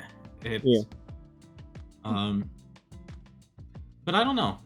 I think it's too that a lot of the people that I used to play with more often, like, they either don't stream or have moved away from Dead by Daylight. And like, I still enjoy the game. I still know I'm gonna die every time. Right. But we just wanted to see what was going on over there. Yeah, and I think it was really last year I started doing a lot more like off-stream things, like meeting with people in person, because it felt like safer at that many years after the pandemic. Right. And yeah, when I was playing Dead by Daylight, I was always up late. My sleep schedule was so bad. I don't have a good sleep schedule now, but it's not like 4 a.m. nights anymore.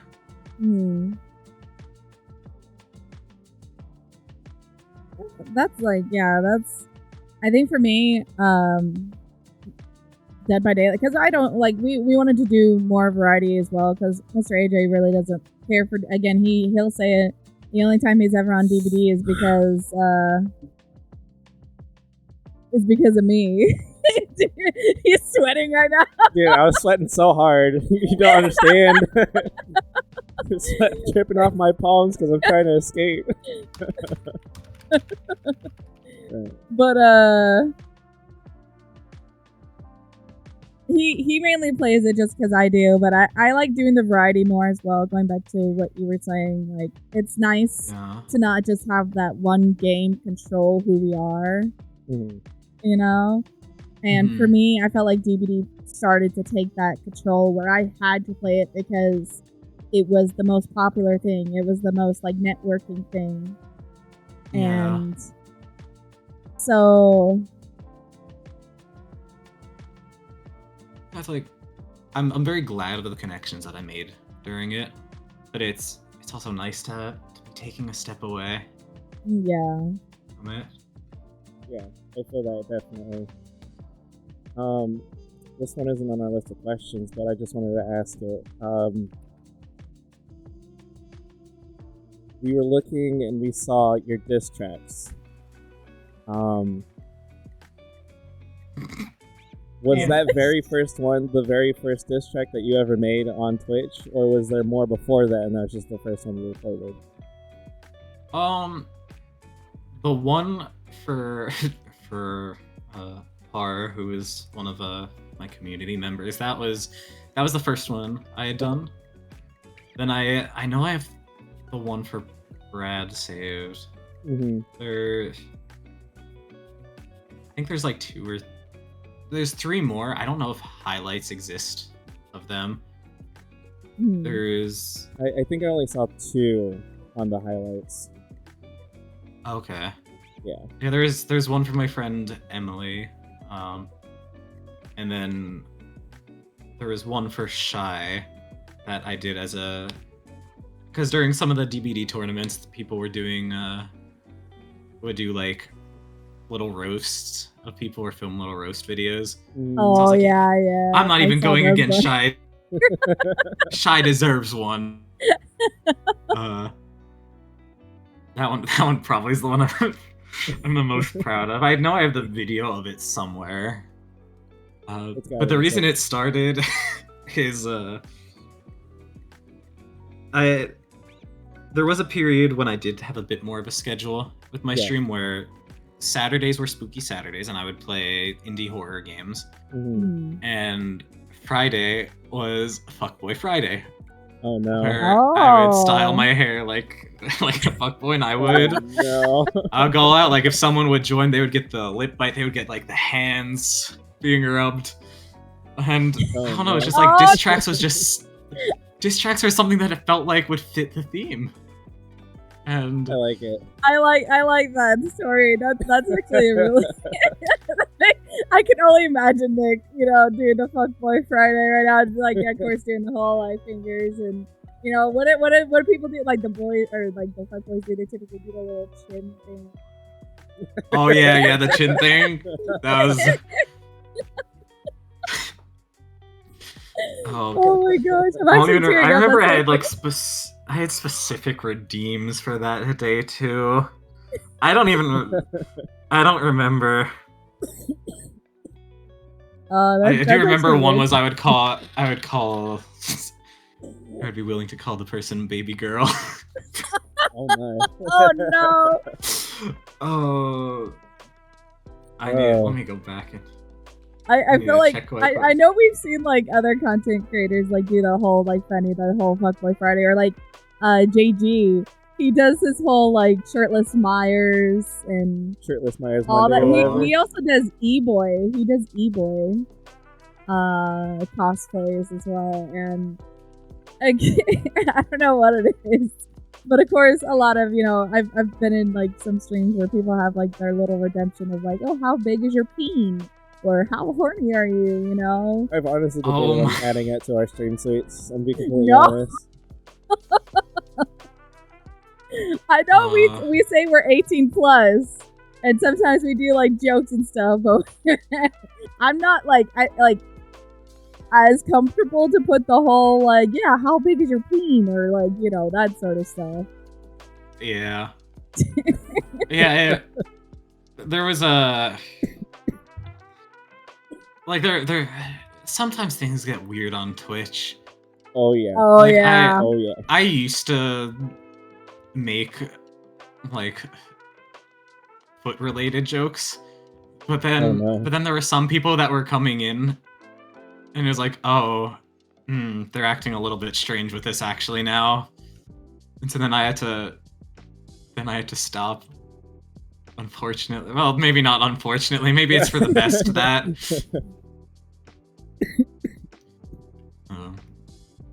So now it's just horses. Nice. Again. Okay, so here's the next question. Is there anyone behind the scenes that makes your channel possible?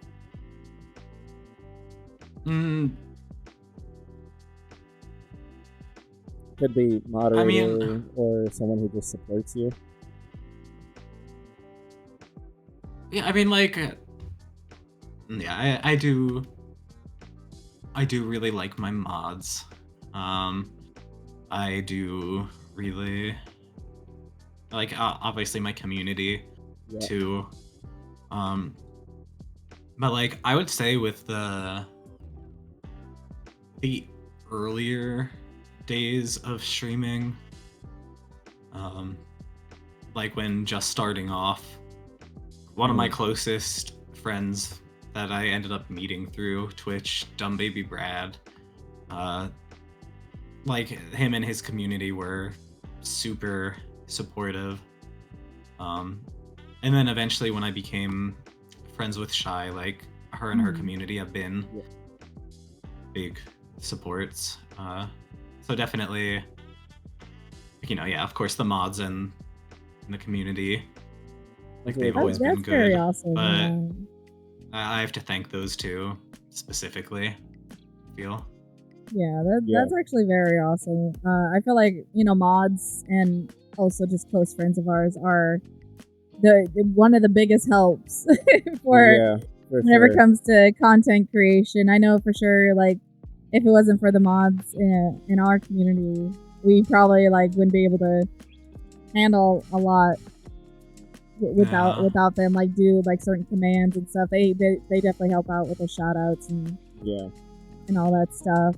And then of course Mr. AJ, but before he wanted to get into content creating, having him be a part of what Destiny was super helpful, like extremely helpful in so many ways.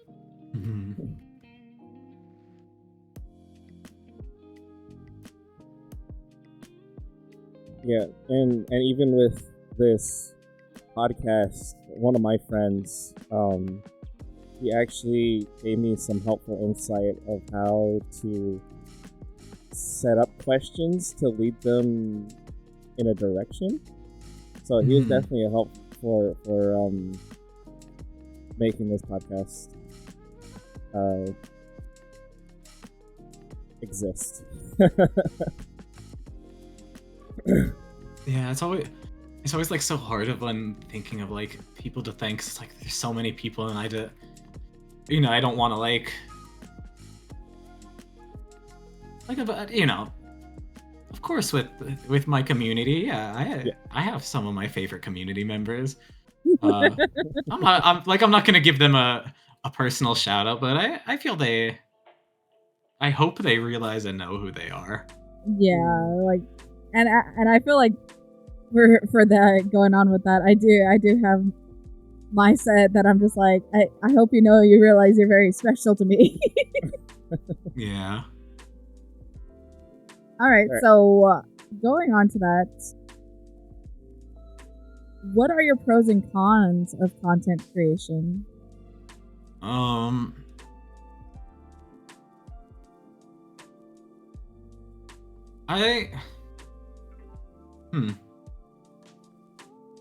At first I did think one of the cons would sort of be like the whole real life aspect.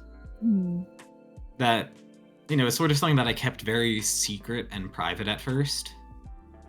Right. Because, you don't understand, like, you never know how much people really get streaming from an outside perspective or things like that. Right. Yeah, they're like, I've heard quite a few things of, people saying that content creation isn't a real career or stuff like that. Yeah, and so like, I don't share my username, but like my friends, and even coworkers know about me doing this. Mm. And like, yeah, they find it interesting, and they ask fun questions, which was nice. I think, I don't know, it's nice. I don't want to say that streaming is a distraction, but it is. Like, it's nice that if I'm feeling down, I have something I can come and do.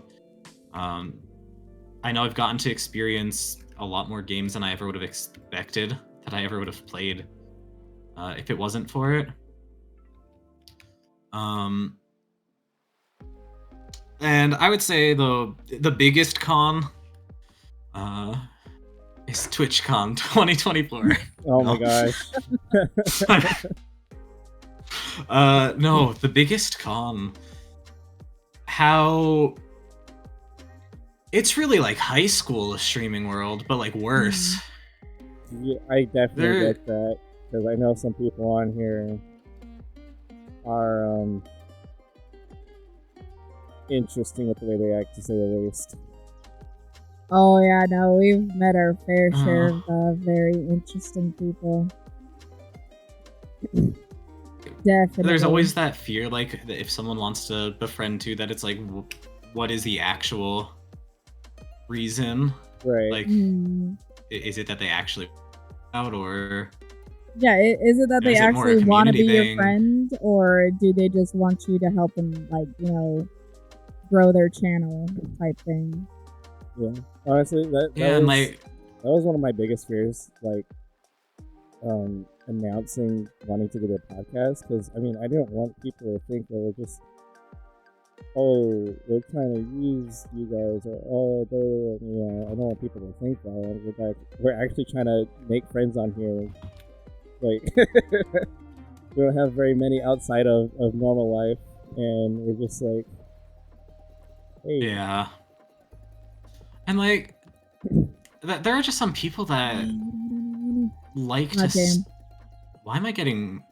Oh, does he just have that you can mori a single person? He had Devour Hope, but I was cleansing it like right when he picked you up, and I tried to finish it before he completed it.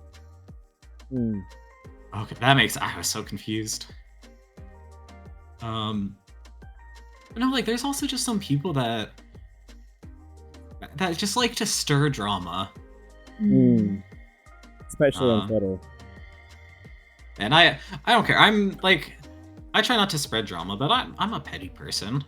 I know that, so you know, I'm not gonna say names or anything. Right. But like, I had one experience, and that sort of ruined me wanting to become friends with people. Where this person was complaining about two of my streamer friends. It's like, you know, whatever. People vent about everyone. People complain. Yeah. Right.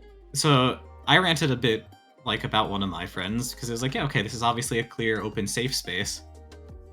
And then, like, this person just went to my friend and exaggerated things, and it took a lot to, like, sort of get that friendship back. I was like, really? You just did this for the drama? And like, I think that's like one of the hard parts. Is like I've had my fair share because of people that they were in our community and they somehow like started drama within our Discord, and of course not gonna name names because again it's like it is what it is. Yeah. But it was to the point. Yeah.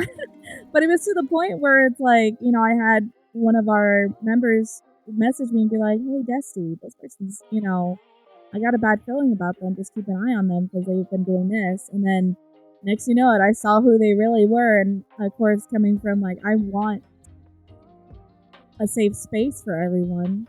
Because I love with, and I say this all the time, I love with all my heart.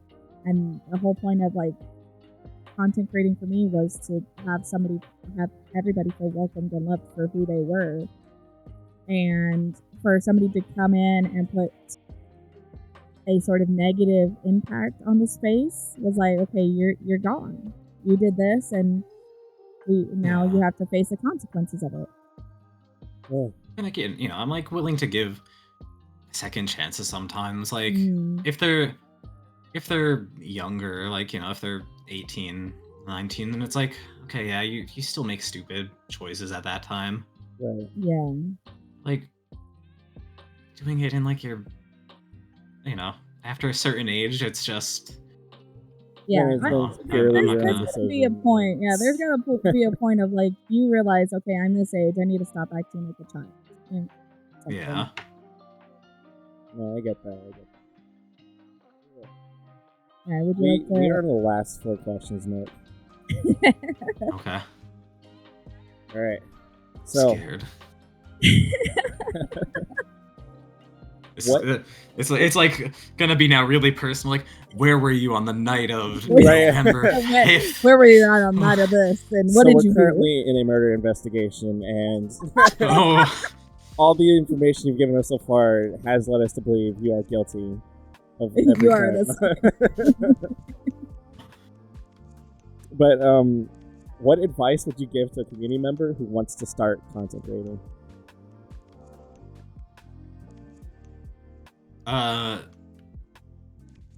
No, know why you want to do it. I was tempted to just end it with no. Just no. But no, yeah, know what your purpose is with streaming. If you're doing it because you want to grow, if you're doing it because you want to grow, then I don't have much advice because I don't really know how to do that. But like, if you're doing it to just have fun, it is your stream, it is your space. Like, you can like, don't be a bad person, but you can run it how you want. Right. Like, there is one friend where we all liked to sort of play bully him. Oh, But in my yeah. stream, I made it a rule of just like, hey, no, you can't do that. And I knew it annoyed people. Right. Yeah. But it was like, sorry, this is how I'm doing it here. Yeah. Yeah. Like, it's my space. You have to respect what I'm asking you to. It goes back to like, face the consequences if you want to not, follow what I'm asking, in a sense. Yeah. Yeah, it's like if you're looking to grow, I feel like you sort of do have to give in to the people a little bit. You have to compromise. But Definitely a big if you're just compromise. doing it for your own fun, like, no, just be a good person and do it how you want.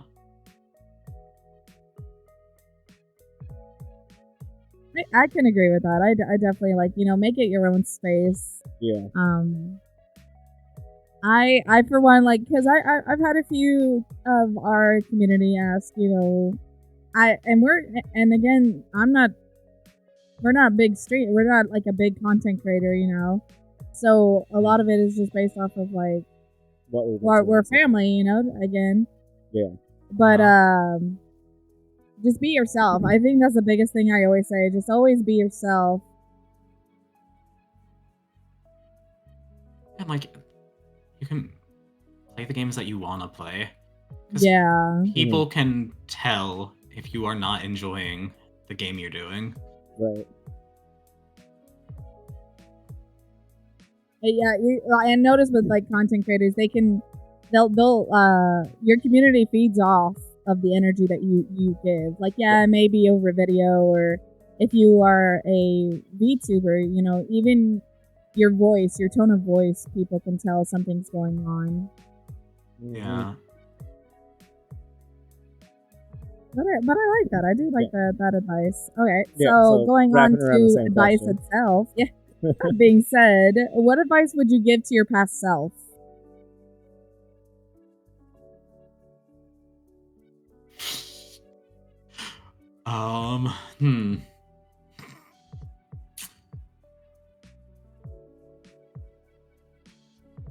Let me,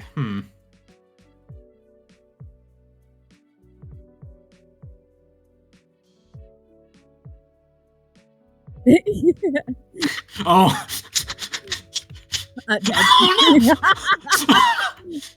Dead. Wait, go stab with the hook. Oh, I missed.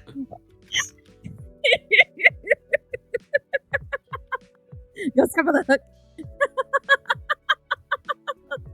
I can't stab. I don't have. I thought Esteban had some charges. Are you in wiggling? No. I'm Oh, wiggling. okay. Yeah, no, I'm wiggling. Yeah. This on my screen, it wasn't showing any wiggle animations. So I was like, did we just do all of that for absolutely zero reason? I just threw the game, you guys. Destiny throwing the game. Anywho.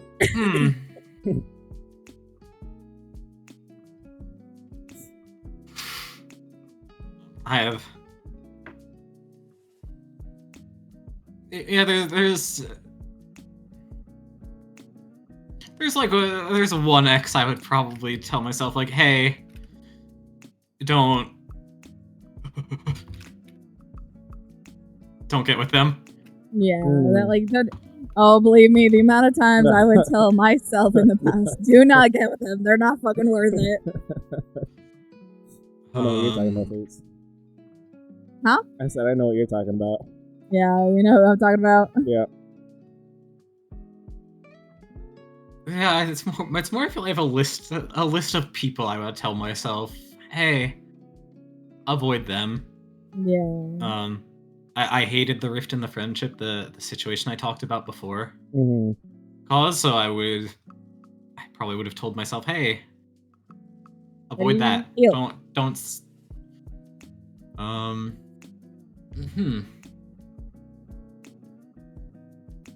I think that's like for me. I think that's majority of the time for my past self. I would just be like, they're not worth associating with, and they're just only gonna make you feel small about yourself. I think I probably also would be very. I think I would warn myself about the pandemic and be like, hey, look, in 2020, a lot of stuff is gonna go down. So like, there's places you want to travel to, like, while you're still living where you're splitting rent with someone. Like, save up and do that then. Do it before. Makes sense. Maybe I would tell my streamers not to become mods for, so that way they can still stream. Alright. Last two questions. What does personal connection mean to you? What does personal connection mean to me?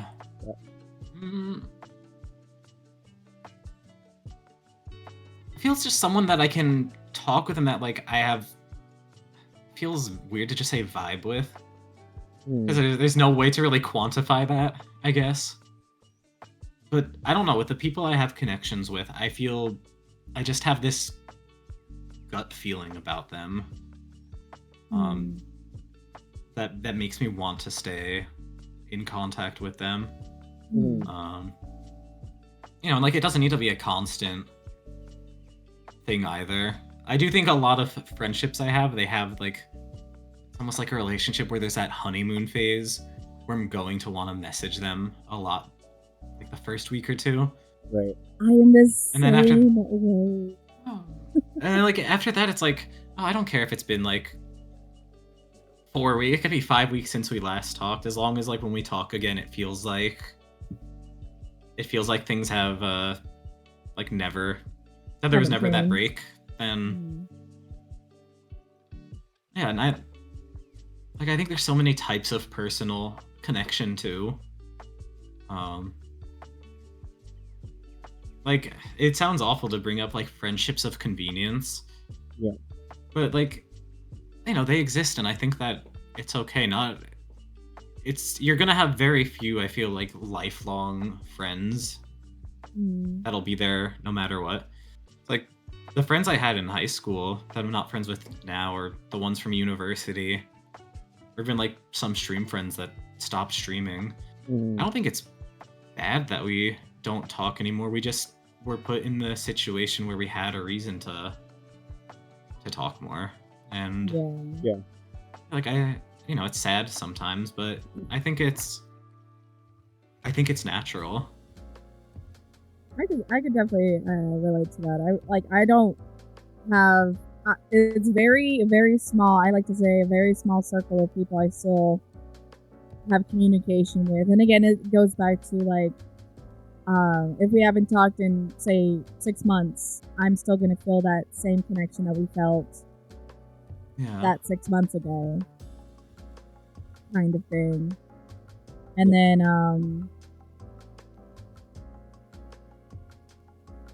I lost my train of thought. Brain fart? Brain fart. Brain fart. Yum. I have should we go those ahead and too just do often. the last question right now, or should we wait until the next match? Let's wait until the next match. Yeah, we'll wait until the next match. Yeah. I can like go a bit more into the personal connection stuff. Yeah. This is a conversation I've had recently with people. Oh,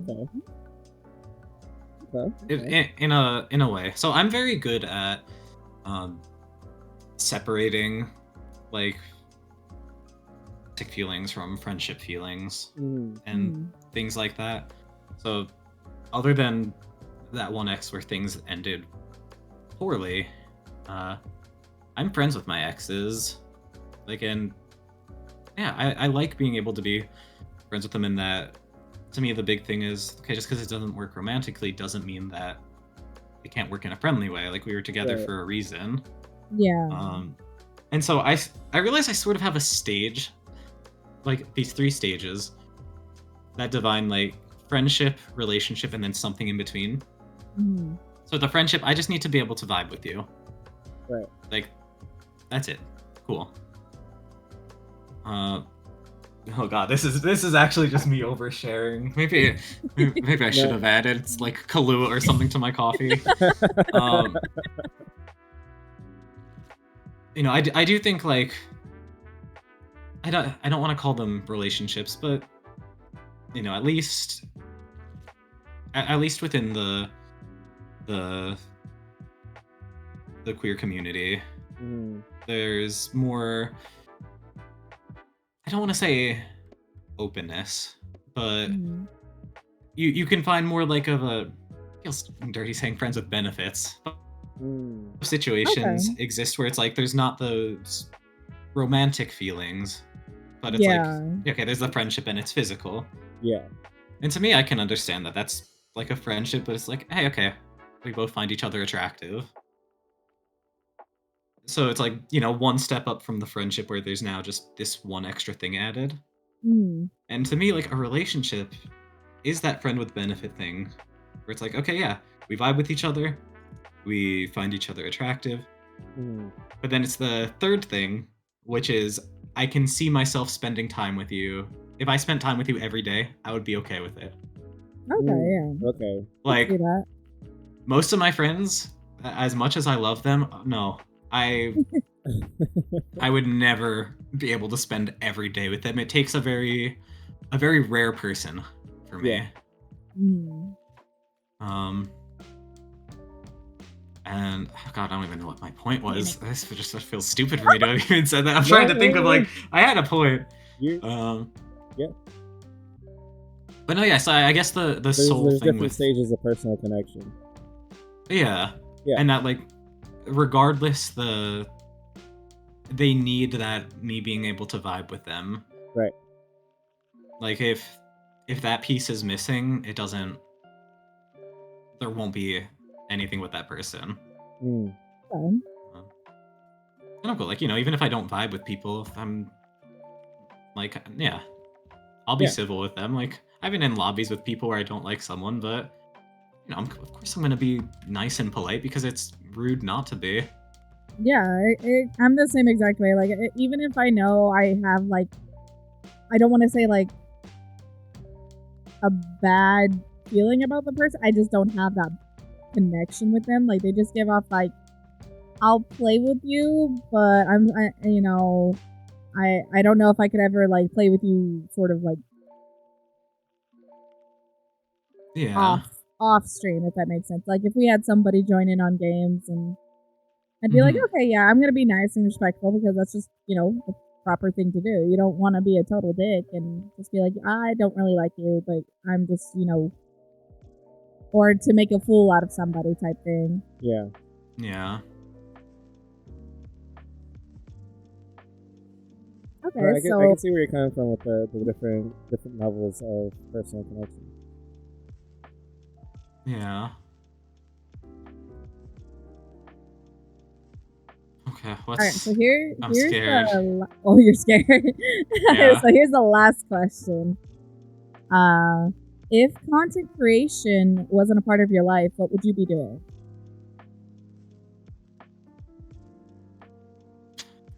Sleeping more regularly. Honestly, fair. Fair enough. Oh, is he looking at me? I can't tell with his face. Yes, I think he was looking at you. It maybe was.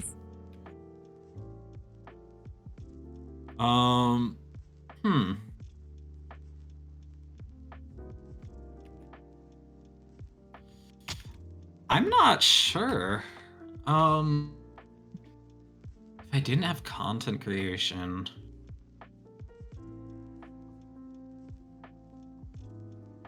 I feel I would just on TikTok more. I get, well, no, that's the more pessimistic answer. Right.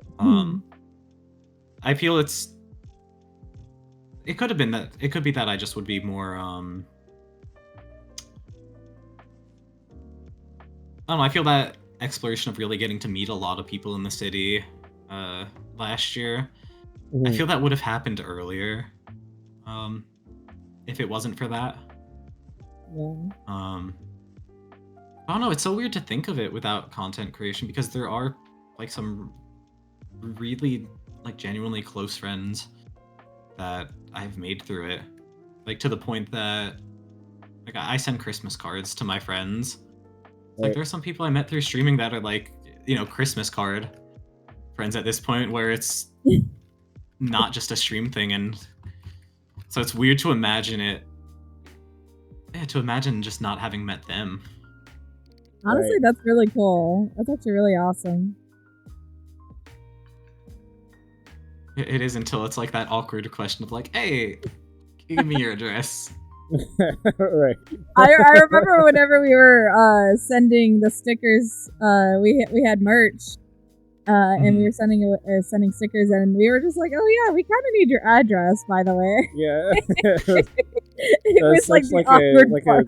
Awkward thing, and then our post office, since it was out of country, they wanted us to put our address back, put our address down on the card, and we're like, do we really want to send out these stickers, or do we really want people to know where we live?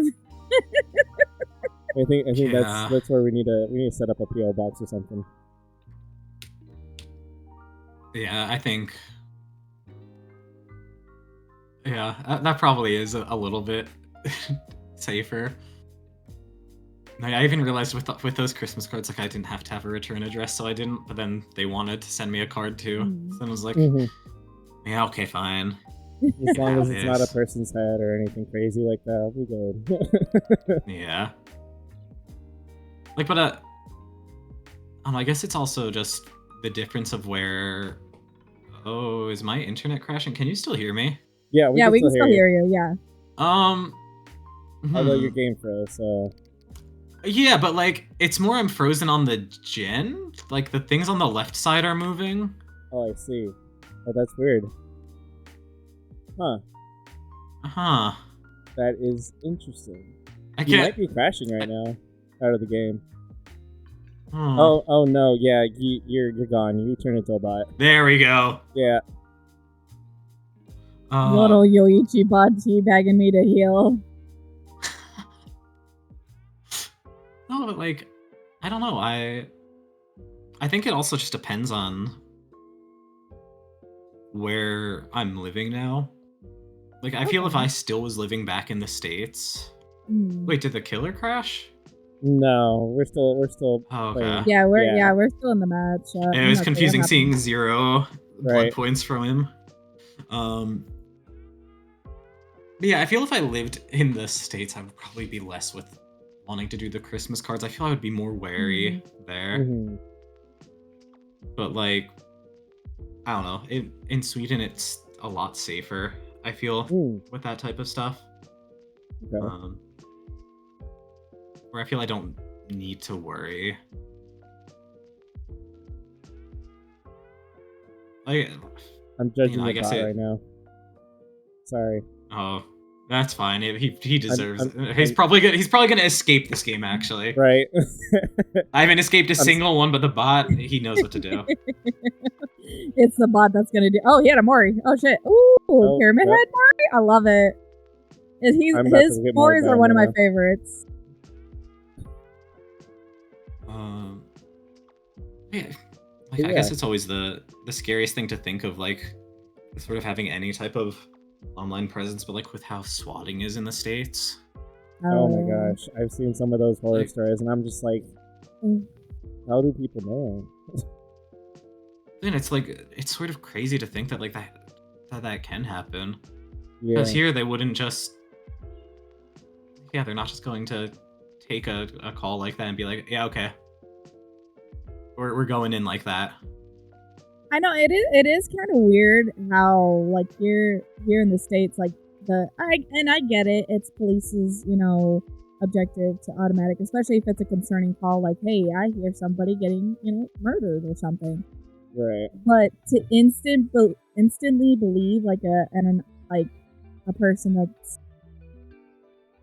can't give exact, I shouldn't say exact details because of course you wouldn't know, you're just like, oh, I hear screaming type thing. Yeah. But to not question it further, like, are you sure it's not a party? Are you sure, like, I don't know. In my head, the amount of streamers that have gotten swatted breaks my heart because it's like, they didn't deserve it. They, Yeah. All right. Well, that was the end of our questions, Nick. How do you feel about this interview? How did you feel about this interview? I feel I didn't embarrass myself too much.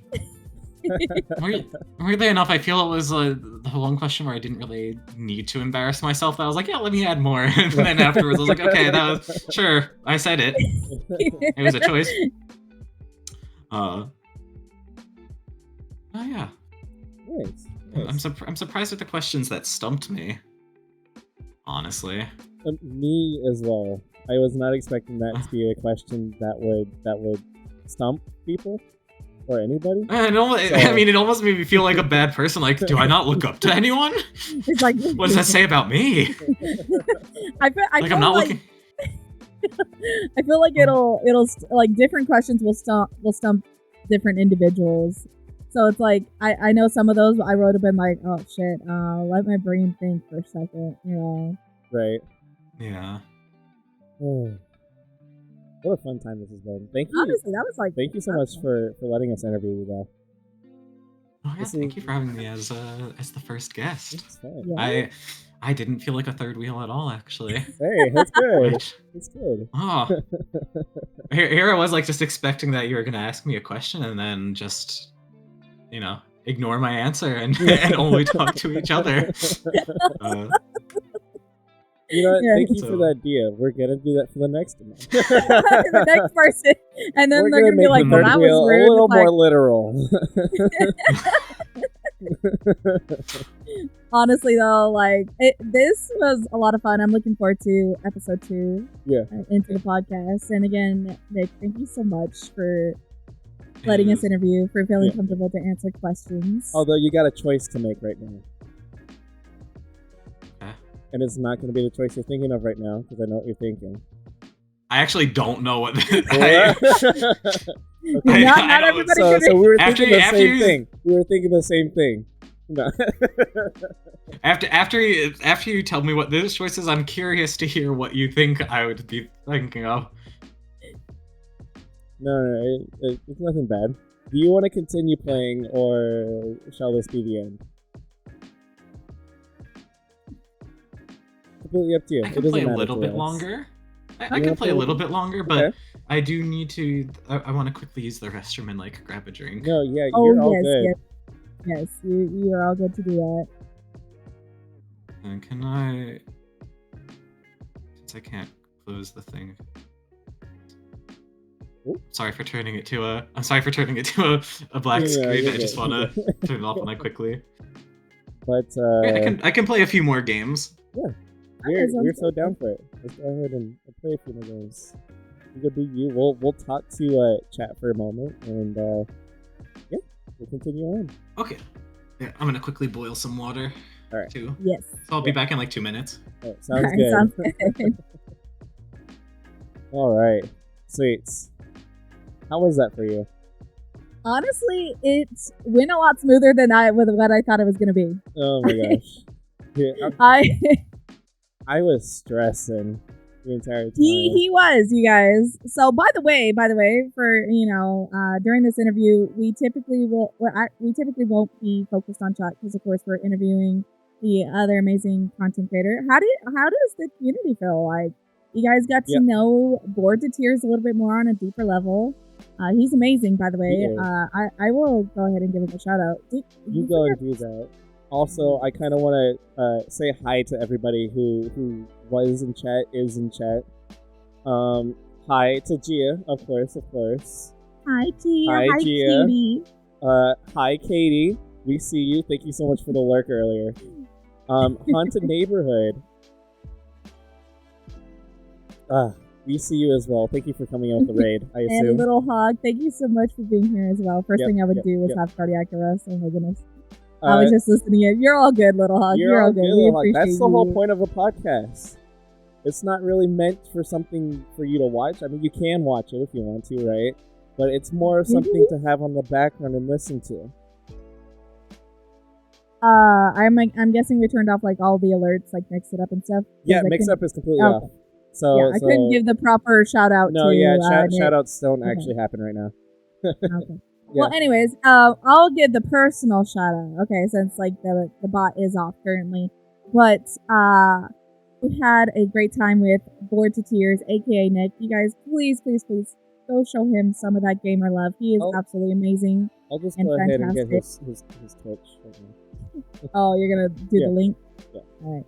But yes, he is absolutely amazing. Again, you guys got to get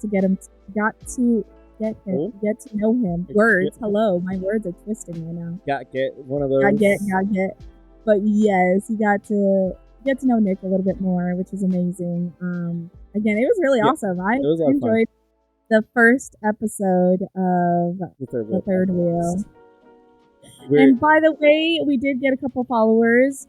Lucille, I'm so sorry. I'm assuming that's how you say it. Ginger, thank you so much for the follow. I butchered the heck out of it. I apologize. I'm pretty sure that's Lucille Ginger. Yeah, thank you so much for stopping by the stream. It's Eggward. Goodness, Eggwardo. Thank you so much for the follow. So welcome to the Gamer Fam. A little bit of an introduction. We are the husband and wife duo. I am Destiny. I am Mr. AJ. And we do a variety of stuff. We play Dead by Daylight, Apex, Fortnite. Every Thursday, we do this thing called the Hot Seat, where we play a single player game. One of us, we each take turns. So, just this last Thursday, I played Baldur's Gate. Yep. And next week is Mr. AJ's Hot Seat. I'm finishing up Alan Wake that day. And then on Wednesdays, we just do chatting and just hang out with the community for a couple hours. Yeah, that's we do stream Monday through Friday, and the third wheel, since we are recently starting this, is going to be more on the weekend. This is our first episode, of course, and it will be posted on YouTube. February, yeah. Since this one is over, I think we can announce next month's third wheel podcast, right? Oh yeah, we definitely can. We definitely can do that. So, drum roll. Our next interviewee is Jabba's Pet Rancor. Another amazing friend that we met through. I met him through Light in the Fog, but we also got to know him a bit more through Fogaholics, as well as just he was also in Peace in the Chaos. He was actually a commentator. He was. But we do love Jabba so much, and I'm looking forward to interviewing him next month. I'm super excited. It's going to be a lot of fun. after today's interview, I'm excited for the rest of the interviews. I'm and super the more that excited. we grow comfortable with doing the interview and like having reactions and answers back to the answers, I mean, Well, like I said, yeah. it went so much smoother. I think I think it's the thought process of like, oh shoot, how is this? How are they going to respond? Or how do I sound asking it? But Nick just. By the way, Sweets, can you go ahead and do me a favor and check your beacon? What setting is it on? I should have said something at the beginning of the stream, but it was on your setting. Yeah, I figured. I figured you sounded a little. I figured you sounded a little muffled, and I should have said something at the beginning of stream, but it's all good. It's all good. It's done and over with now. So I mean, Java, great person. He's amazing. We love Java. Have you seen that new game called Pal World? Sweets. Pal World? Have you seen the new game called Pal World? Oh, Pal World. No, I haven't. That's a wild one. I'm so ready for Pal World. I'm getting in it as soon as I can. Pal World is the Pokemon shooter coming out. Oh, yeah. Is that the one you were telling me about? Yes. Okay. But Gia, answer to your earlier question, yes, we could do a call after stream. Yeah, absolutely. Yeah, we could do call. We're gonna probably play for a little bit longer with Nick, and then just hang out and vibe with you guys. This time we can actually respond to messages and stuff, and then we'll whenever. No. Yeah. Whatever happens. Whatever happens.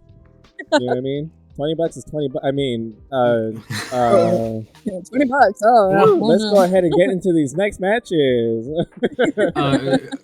It says you're currently in a match. Do I need to? Oh no! Okay, I just left the match. She's staying in post chat like a weirdo. I didn't mean to. I'll be honest, I didn't mean to do that. But anywho, yeah, I'm excited for Pal Worlds. Are you gonna play Pal Worlds, Nick? I might eventually get it. Yeah, I think once I finish the Nuzlocke, then I feel I will want to beat up the Pokemon a bit. So then I might get Pal World. Yeah. I feel like with S1, he's been nonstop telling me about it, and I was like Sweets. What is you this? Get to shoot Pokemon and capture them all in the same game. Not only that, but you get to not only shoot Pokemon, but shoot Pokemon out of your guns. Like, what the heck? It looked weird. I saw it on TikTok. You showed me TikTok, right? Or TikTok use Pokemon as literal weapons. Like, there's like a Charmander-esque type Pokemon where you can just pick them up and use them as a flamethrower. Oh my god, it's fucking great. Not the flamethrower. I want to play that game so bad now. After seeing that, I was like, oh my gosh. Also, I really like Jabba, so maybe we don't treat him like a third wheel. That can be the third guest. He'll be the third. We're gonna introduce the stream as well. Our last interviewee, Nick, suggested to us to make to just ignore you. so after your questions, we're not gonna have a response. After our question, after your answers, we're not gonna have a response. We'll just move on. Lies. Honestly, like it was a lot of fun doing the podcast today. It was a lot of fun. I enjoyed it. I was stressed. I'm not gonna lie. Like, oh my goodness, these last couple of days, we had the idea of having the deep and personal questions, right? But we didn't really have them completely ready, and they still kind of aren't completely ready. So yeah, that kind of happened. And just last minute, we're like, what do we do? How do we set the order up? Just, gosh, stressful. And then literally this morning, I made like the overlay Right. I made the starting screen, and I made the quote unquote overlay with the help of you, Nick, of course. I think overall was pretty good. I felt guilty for not seeing the message until 20 minutes before, and I was like, no, you're all good. I ended up taking the screenshot that you sent me, and I was like, I'll use this. Then I'll make it from this. I think Cenobite knows where's his box at. Oh no, he's on me. Oh, it's a Cenobite? Oh, yeah. Yeah, it's a Cenobite. Big old white box in my screen. Duh. I know this game. He is on me still? Okay. And it's sort of crazy, with GB, thinking of sort of how many of us met through the Light in the Fog. Mm-hmm. It feels so long ago, too. Oh my gosh. I guess it has been almost 2 years now. Yeah, it's been about... Only 1 year. It hasn't been a year? Oh, it did happen last year, huh? No, I think it's... No, that was the second time that it happened. Light in the Fog. Because December 2022 was... Yeah, December 2022. Yeah, December 22 was the first charity tournament I had done, and Onion was co-host with me. Yeah. Right. So I think... I'm gonna get 4 stuns, whatever this challenge is. You opened it, and he came. Oh, am I only supposed to hit great skill checks with the box? Is that how it works? Well, no. He can teleport to it anytime he wants. Oh, yeah. Okay. So it's best to do the box whenever he's in chase with somebody. Typically, I know that typically if somebody's downed and say if he picks them up, that's also the best time to do the box. But being that the box was almost the chain had almost started, you doing it was right then and there was fine. Okay. I was sipping my coffee. Did you end up adding that Kahlua to it? you know the classic line, 2 shots of vodka. Oh yeah. That might have accidentally is what might be. Can't tell. It's coffee. It's coffee flavoring to coffee. Just slip in there.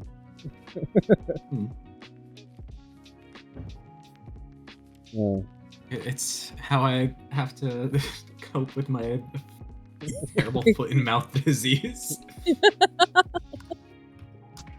Easter Island head Nescape. What time is it over there for you? 10:30. 10:30. Oh, okay. So it's not.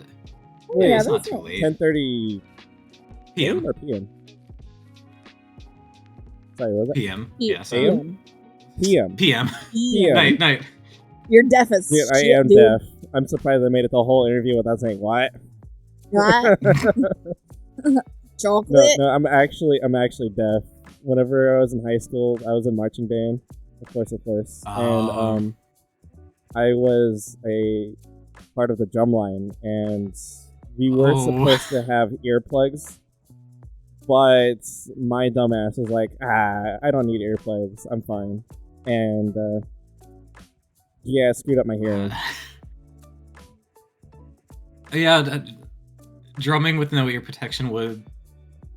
Yeah, that's pretty fitting. Yep. So now, whenever I'm talking to somebody, whether they're in my ear or not, I sometimes have a hard time hearing them. I'm just like, what'd you say? I gotta yell.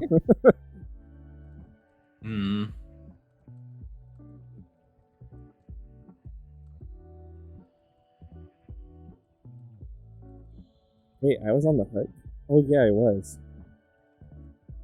You forgot what? I didn't know I was on the hook for some reason. I saw a tick above my name. I was like,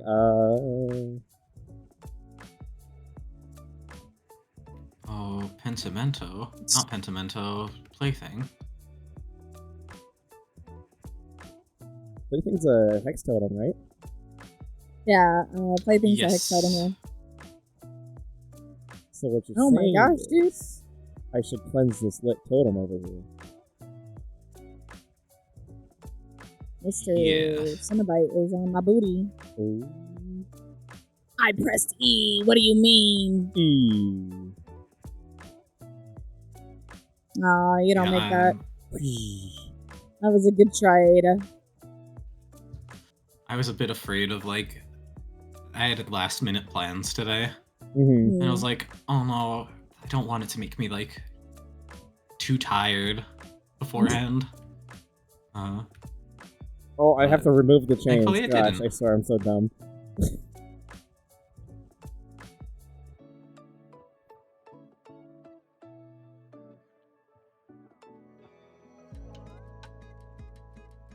No, with Oh, well. Devour Hope again? I found it. Wasn't it That's a pinhead good. with Devour Hope last time? Oh, we did. I honestly have no idea. There's a totem in the middle area. I the middle think I campsite area. remember.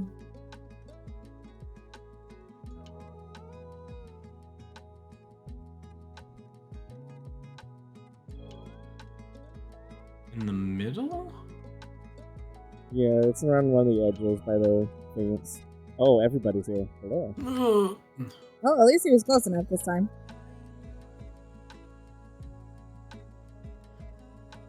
No, that didn't work. That didn't send me very far because of the chains.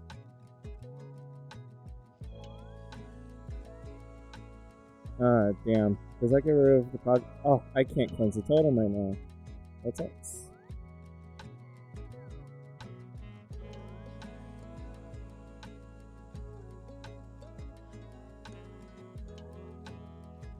Yeah, Oh, no.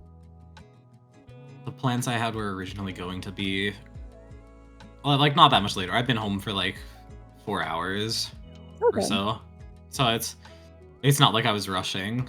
Like that, it was a close call. But I sort of pushed to leave my plans earlier because they were not going that well. And then because of that, I got to run into my coworker on the train. So that was nice to get to see him. Nice. Hmm. Oh, there is Pentimento too. Ugh. So, man, a full, like, pretty much hex build. Devour, Plaything, Plenty. Sheesh.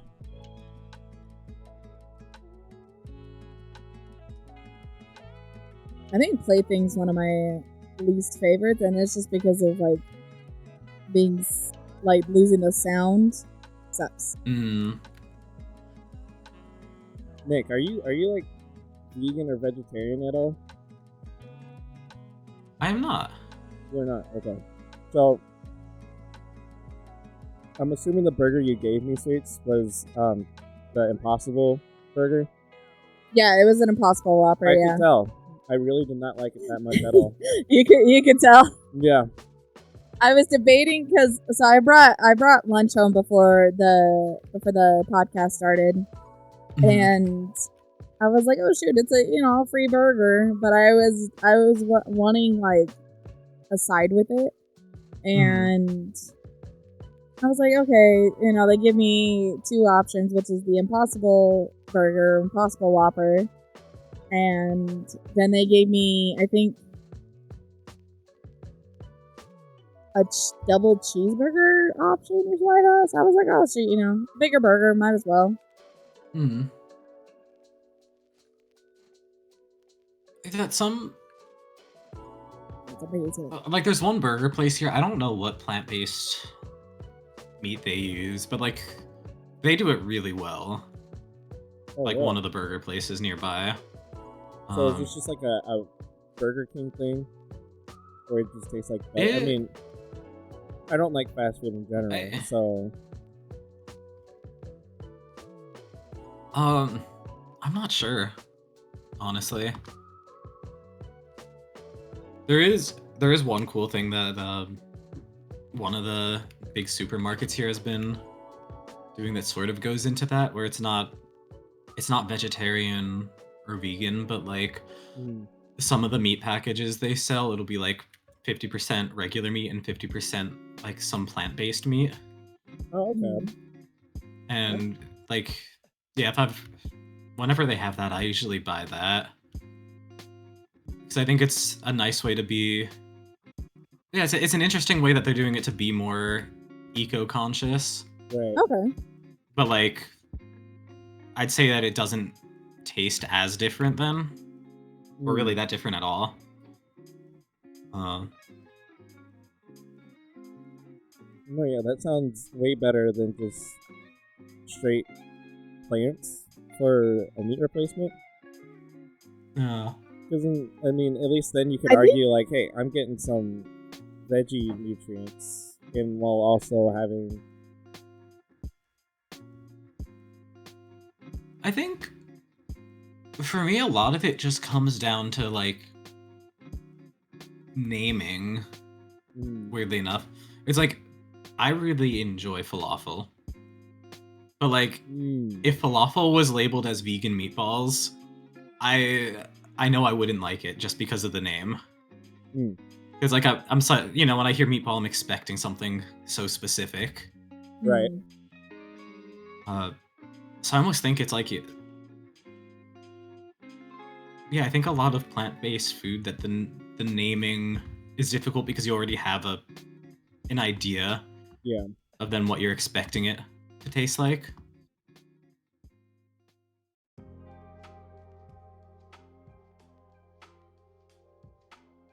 I actually used to go.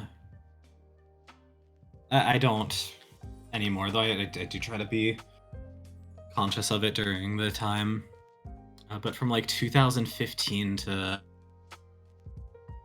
2021, I would partake in Lent and I'd go vegan during it. Right. Okay. And yeah, I would absolutely love that.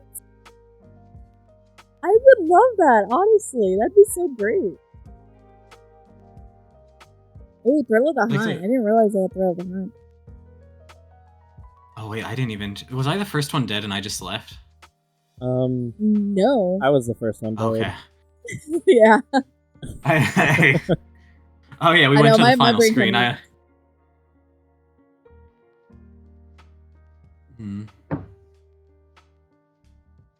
But yeah. Like, I'm all down to try, like, meat replacements and whatnot, but some of them just what they're trying to promote it as tastes nothing like as it should, or anywhere close as it should. And it's just like, yeah, I could see your thought process behind it. Like, there's like some stuff I wouldn't mind trying, but again, and this is like, you know, for Mr. AJ. He's actually gotten me to like a lot more foods than I used to. And then this is like more than, I don't know how to explain it. You expanded my horizons with food? Yeah. Yeah? Okay. Yeah, expanding your horizons are getting out of your comfort zone. What you're used to eating all the time. Yeah. Oh, yeah. I definitely like to go and find new stuff to eat. Oh yeah, I definitely like to experience that more often now. One of the newer things whenever we first got together is I used to eat my steak well done. And to him it was like dry. And he got me to try it. You need to change that instantly. You need to get a taste of blood in your mouth. Well, like, that's a way to phrase it. Yeah. Just like, come on. Better wording there. I'm going to say two controversial things in a row. I think I do think steaks can be like made well done and be good. It's like such a longer process that I feel a lot of the times they're just not cooked properly. Right. When they're being delivered. Somebody could sous vide a steak, right, and have that slow cooking process and cook it well done, and it'd still be like butter and still like be delicious and juicy. But most of the time, I don't trust anybody to get it that good. So I ask for medium rare, so that way it's still juicy. Yeah, unless like the menu says like it's gonna be sous vide, then. My second controversial thing, sort of, maybe, I don't know. Oh? I don't like steak at all. Ooh. Oh, okay. I am any not type of steak, or like your traditional like big cut of steak. Like any type of steak. I don't know. I'm not like a big fan of like big chunks of meat. I guess. Yeah.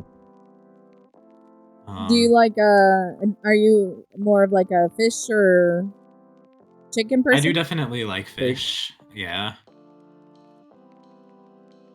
I wish fish wasn't as expensive as it was. Oh my gosh, it's so expensive, especially in Arizona, since we're nowhere close to the ocean. They're like, well, we're gonna say you have to pay $15 for this 2-ounce piece of fish. They're like, huh?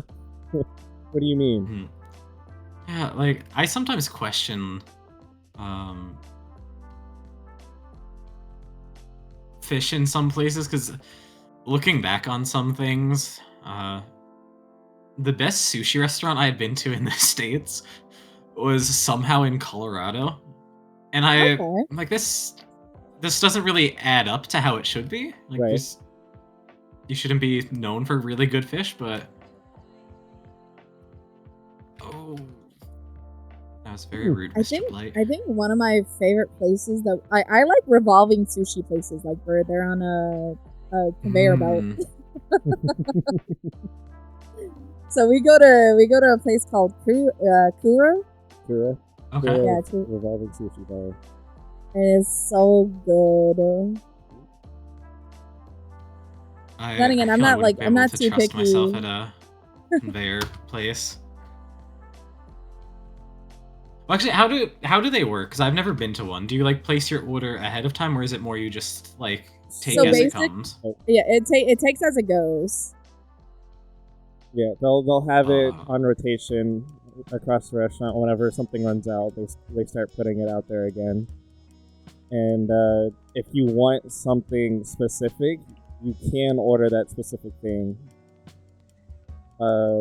With most revolving sushi bars, it won't come on the little belt that's pulling everything. They'll probably bring it to you. But at Kura, they have a secondary belt just for specific orders, and they'll take it to your table.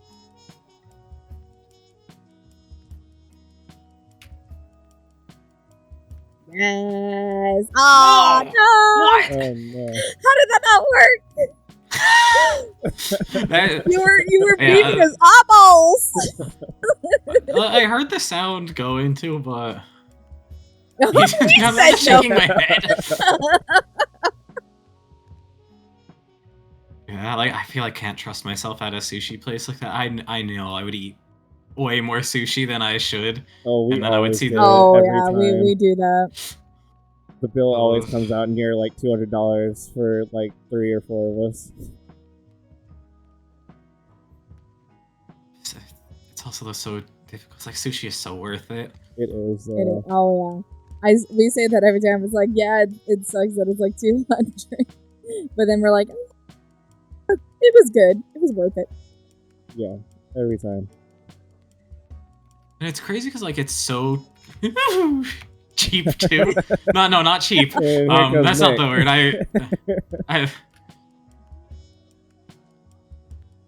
We actually have this really good sushi place in our little town, and it's family owned.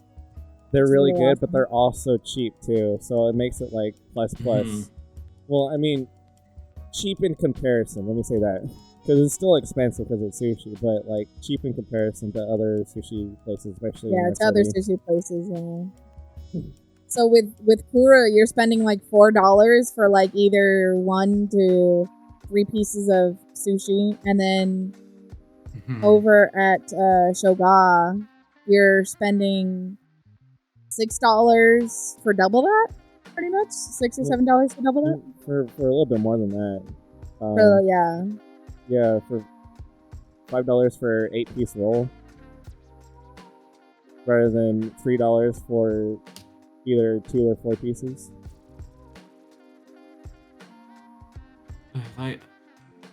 Sushi is like one of the foods that like proves it doesn't need to be like some foods that like can be simple ingredients and it can be so good.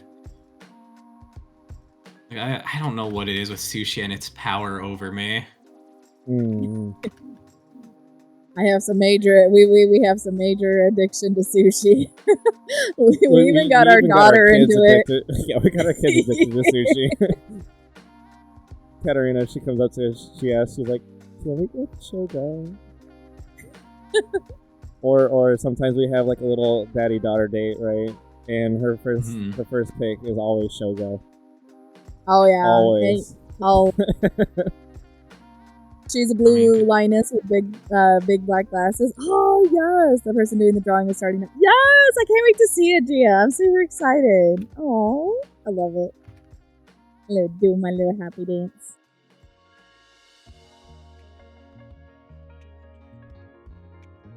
I just realized, looking at Nick's character, the back of the sweater says "Ring Ring." Oh yeah, on the Christmas sweater. Do I know this person? Like, why are they doing this? Are they still saying no? Yeah, they're just knocking us like no. Oh my gosh. Actually, no. I feel if it was someone I know, they would choose to tunnel me instead. It wouldn't be this politeness. It's funny. Every time I go against somebody I know, I'm like, it's either I will do what's going on right now. I'll like leave them on the ground and I'm like hee hee hee, or I'll just like start messing around with them and let everybody escape. Mm-hmm. It could vary. Double check the people I know that are alive. Let's learn. let me just let me take a look here. Oh, like, is there something going on that I should know about? Most of the people I know are in the UK, so I don't think I would be surprised. Yeah, I'm not saying anything.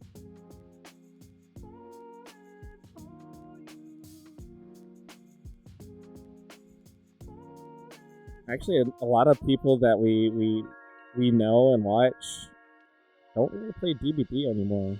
We're purely DBD content creators.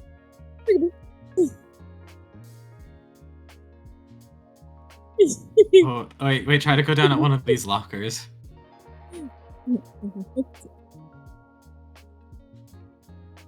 Oh.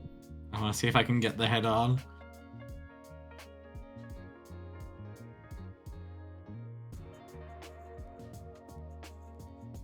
Oh my gosh, what do I hear going on over there? I think Blight was giving Dusty some of his juices. Come here. No, you come back. Oh my god, there's someone on a hook! Wait a minute. Okay. They're looking at both of you. One's just hiding in the locker, the other is just crouched.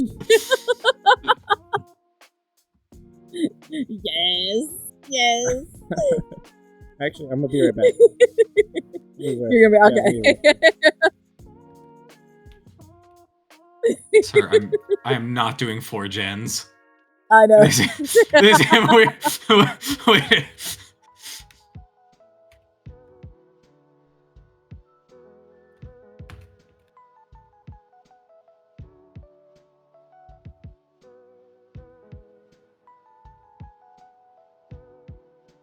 And now kill him. What is he doing? Kill him. Why is he sliding swing? Kill him. Him. Get him. Yes. No. Him. No. Him.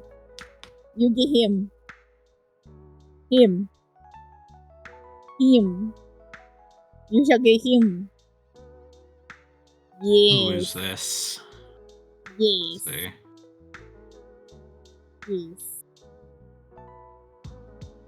No, I don't know them. Yes.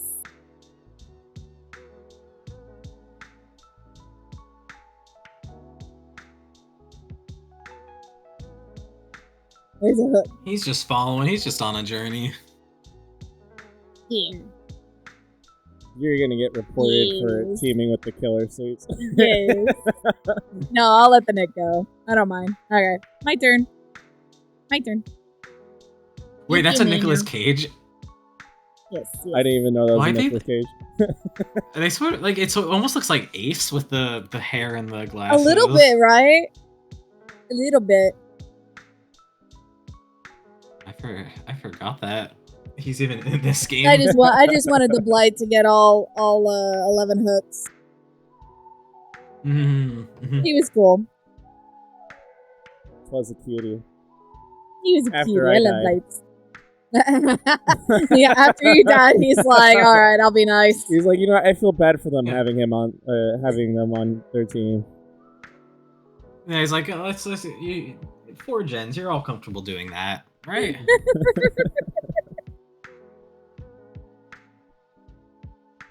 Oh, he's telling the Nick not to. Is he telling him to wiggle or? I don't know.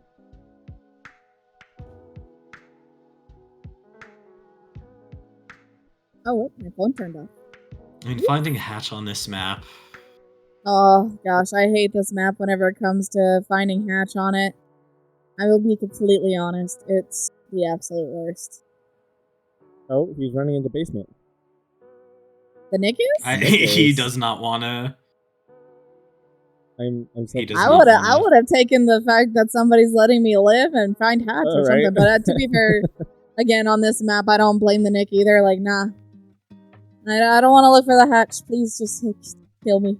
Although, I do want to say, do you know what we forgot to do? What did we forget to do? We forgot to do the pop quiz. Oh! Oh, shoot! I just remembered it right now. I was like, wait a second. I think we missed something. Like, he struggled enough. We won't I put mean- him through any more torture. Oh, if you want, like, during the next game, you can put me through the pop quiz. Also, We'll We'll edit it see. in there. Well, yeah, yeah, we'll and now, Just edit a like- it. random, it'll flip to a random match with a random killer. To do the pop quiz and then go back to the regular match. like, huh? He seems a little like slightly tipsy. This one. That's a bit weird. Find the Hatch. Why is he like just walk running? The Blight is she loves right. Mm.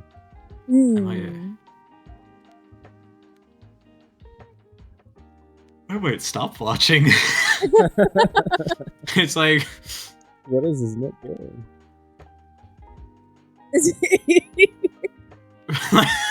his shift key is broken. He's like, it broke. It's done for. Why is it? Oh, GG's! Fly Burrito GG's, welcome in. Welcome in.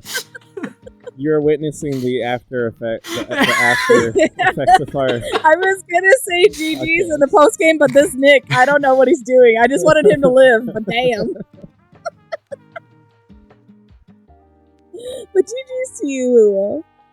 Welcome in. We are J Gamers. I am Destiny, I am Mr. AJ. and we are husband and wife duo. Earlier This is we our just guest did star, a Nick. podcast. AKA Yes, I Fortitude. guess Hi. I Fortitude. I'm the third we wheel. did a podcast. we The third wheel. actually we had a podcast today called The Third Wheel, and Nick is the third wheel. My sister's cat attacked me yesterday, and it hurts so bad right now. Oh my! How are the Again? cats healing? Or was this the same attack that we're talking about? Yeah, I think it's the same attack that Gia was talking about. Yeah. Oh, the Nick escaped. Aha! Now I can finally say GG's. Yeah. Yeah, I'm gonna do it. I'm gonna do it. Okay. All right, we'll give you the pop quiz this next game.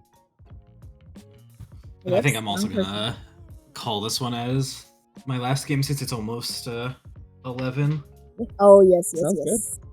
Completely understandable. So who's gonna give you this pop quiz? This is gonna be your destiny. We'll let you choose. Alternate questions. Alternate questions. Okay. Oh shit! Here we go. Ready? Go. if I'm getting tested now. We'll test them. We'll test each other. Huh? We'll split it in half and we'll memorize what questions to ask. Okay. Ready?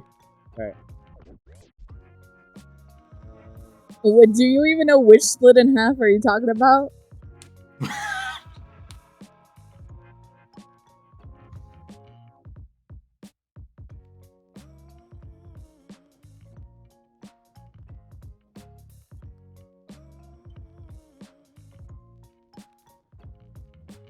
Is the animation for putting the blood points in even faster now?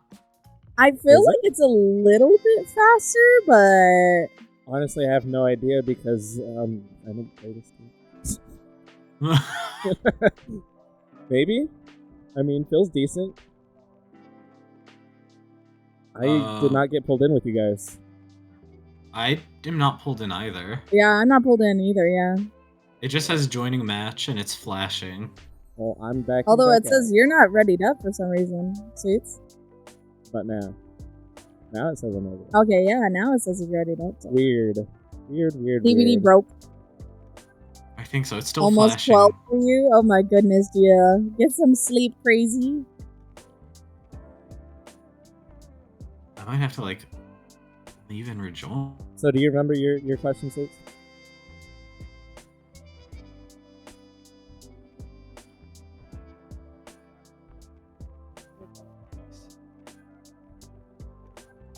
Okay. We're gonna do this on the fly.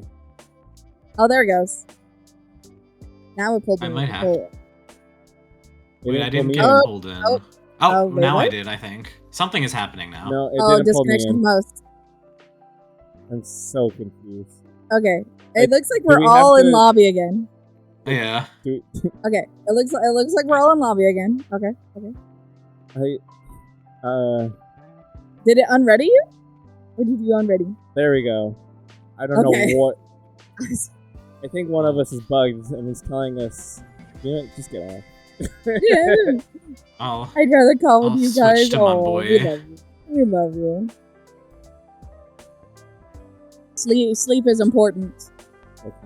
Sometimes. Always important. It is always important. Yeah, sleep is pretty good.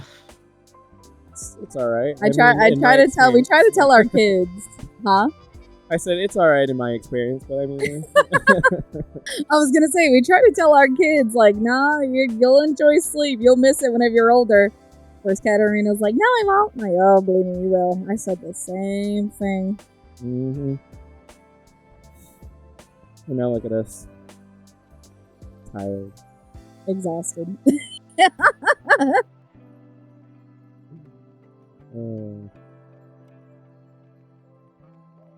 I don't think I'm gonna remember these. Mine are pretty short, so I think that is the main reason why I remember them. So why don't you keep the paper with you? Okay. And then I'll just I have mine since mine are short. You got all 5? Yep. All right, cool. I'll just look at the paper then. I have my answers ready. If we get into a match. Oh, there we go. Oh. It just needed someone to say something. Like that happened with our internet yesterday. I got pulled in by myself. Wait, what? Oh yeah, and it's still. I'm just gonna close the game and rejoin. I'm gonna restart the game as well. Darn DVD, why are you broken? They're like last game, yeah. We'll make it a little tricky now. All by myself.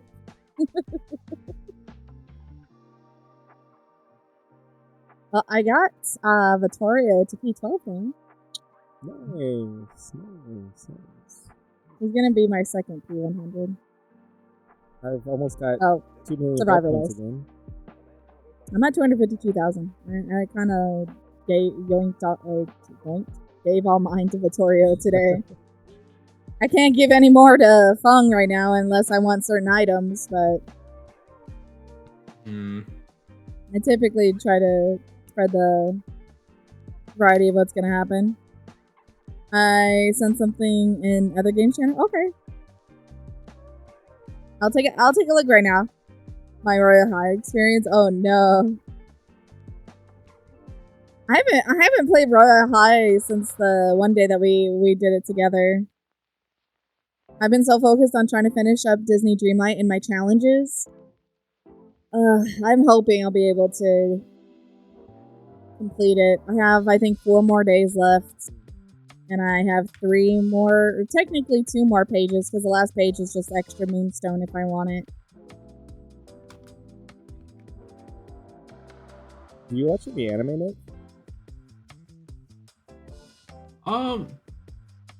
I used to. Not really as much now. I just haven't watched many things lately.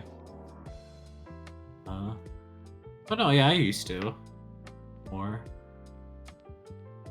It's understandable.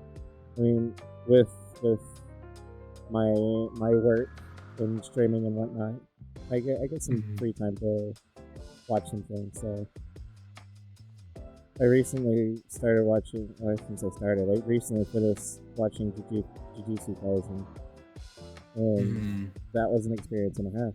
I gotta say.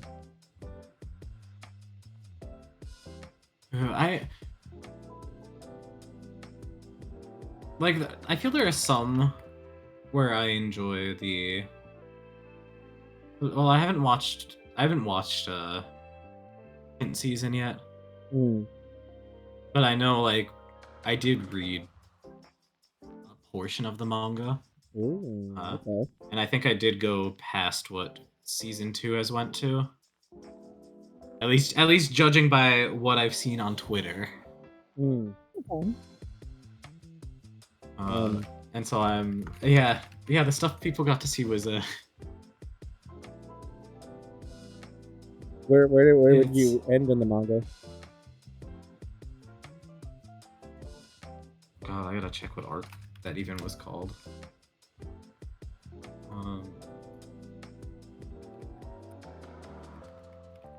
I'm gonna look and try to predict that if they were to be doing a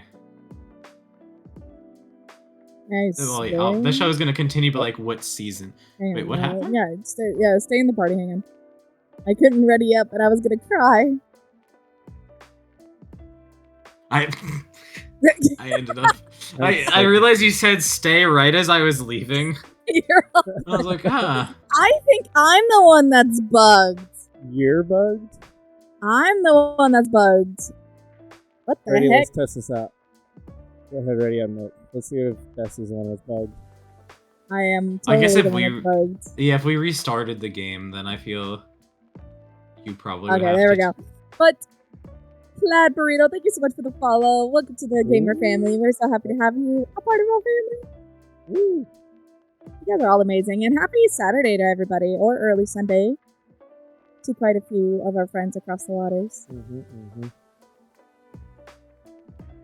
When I was dressed as the bunny boy, I looked like the third wheel, not gonna lie. I feel... Could they do it next? It'll either be like next season or season 4. I would say, where I ended. Oh, really? Okay. Yeah. Yeah, in the anime we just ended off. Oh, I don't really want to say too much.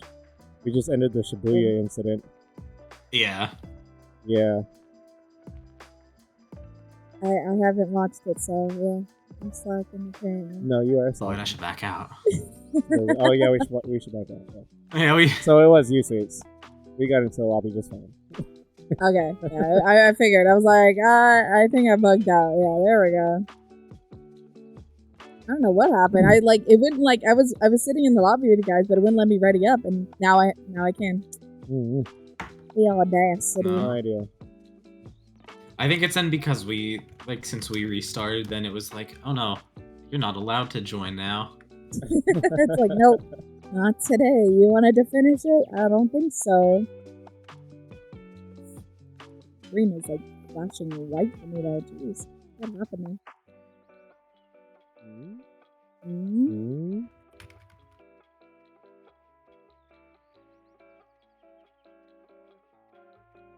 Oh, I don't even need. Oh, I only have 21,000. When did they come out with these skins? Oh shoot! Singularity is completely What? frozen. What happened? See, he has a Oh. wheel. Oh shoot! Oh. When did these? I'm slacking behind Dead by Daylight. Yeah, like right when I go to check, then it's like, there's a game. There's a game. You need to be in here for it. Oh, I need to just stun the killer 4 times. I have to I can do open that. exit gate. I finally finished the challenge. I think it was against the Bubba that we went against. The slam the pallets. Yeah, I yeah. finally got the 4 stuns. Well, I had to stun them either by like I could do head on or pallets or blast mine. I forgot that blast mine counted as a stun thing for the killer, so I was like, oh shoot, I can put blast mine on and it should be simple, right? Killers kick gens still, right? Yeah. I feel the only way I've gotten people to kick it with blast mine is like I have to go down at the generator. Oh yeah. It's like then they're like, yeah, okay, it's close enough. But always make my friends watch my stream by going at it. Aw, we appreciate that, Gio. We appreciate that. Honestly, any sort of support means the world to us. And again, like, you know, you guys hanging out with us is everything. All right. that's right. If it's supposed to be like when it's intense, let's wait for my chase. I was gonna say, I was like, as soon as Nick gets into a chase, we're gonna just start asking the question. As soon as Nick is the last one alive. No. Well, that's okay. Well, then we're gonna be. This is gonna be going on for a long time. So am I starting the questions first, and then like once I ask one, you ask one? Okay. As soon as we see those little chase marks around Nick, we'll start it. I'll say I'm in chase. Just go ahead and yell it out for us. So are these like then short answers? It's like short answers. Okay. Yeah. So I shouldn't like give like a paragraph response. No. To each. I mean, unless you want to go into detail why they're your favorite things. What's your favorite animal? Well, on a scale from 1 to 10, you could put this animal here, but then if we're talking about animals with wings, well, that's a whole different ballpark. Yeah. You but see, horses, whenever I was 10 years old, 0. So I went over to the.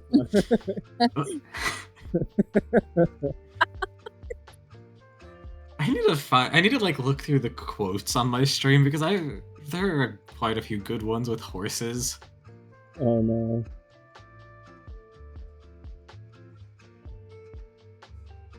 Taylor, where are you? In your house. Oh, it's a Chucky. I heard terror for a minute. Ooh, why the fuck is it always me? Alright, so he's ready for the pop quiz? You. No, Right? Wait, wrong person. I'm wrong person. I thought I heard the chase music for a second. Where? You? Ah, damn it. Yeah. I thought he wasn't going to be able to reach that, but he did. I don't want to go anywhere with you, Chucky. Big rip. Oh, Nick's trying to get his attention. I see that. Alright, let's go ahead and start these questions. Pop quiz time. Go ahead, Sweet. What is your favorite animal?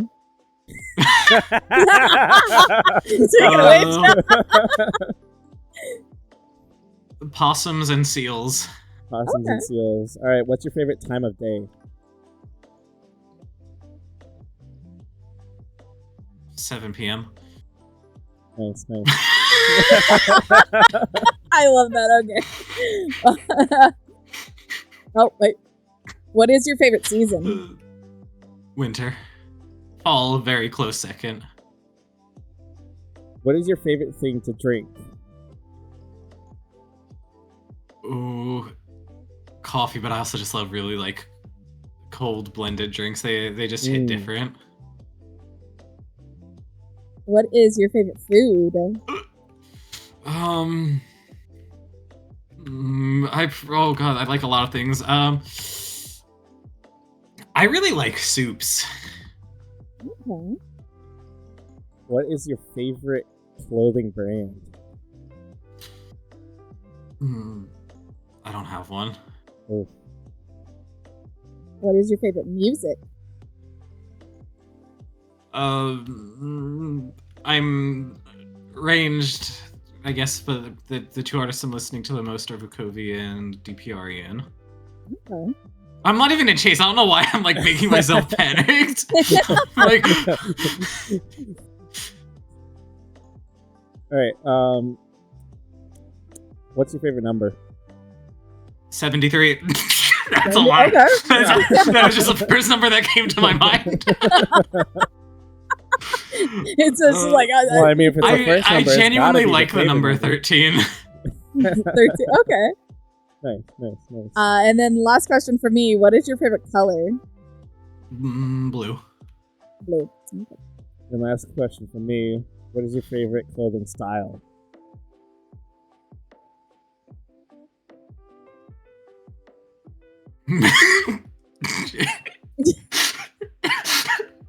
I don't even know if I know what this means, but business casual is the Business first thing that came Okay. to mind. So I need to look up what business casual even looks like, because that just I feel like that would be good. Yeah, business casual. The first thing that came to my mind was preppy, but that's just because of the meme. Like, that's a good thing now if someone says like that's so preppy, right? Maka, where the hell are you going? Oh, Business casual. You just did said no heels for you. Oh, actually, yeah, I do. Business casual, I think, casual, is nice. a really flattering look. I'm gonna stick with that.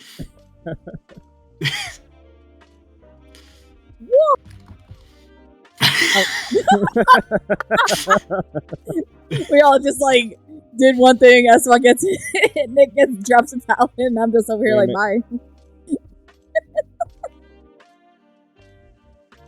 You know, I honestly thought we only had one gen done. When did the second gen get done? No, I need 2 more stuns, sir. Is he running infectious? I'm pretty sure it's infectious. I think so. There might be an add-on that, like, if you down someone's scampering. Yeah.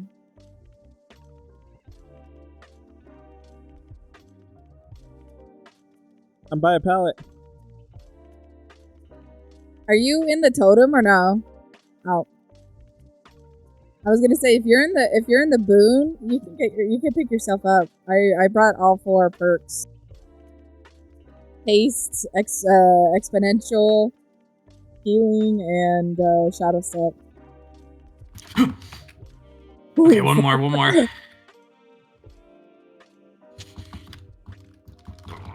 Please, sir. I think I've been on this challenge for like a month. 73. Why did I say that? And now it's going back to like, damn, what did I mean by that?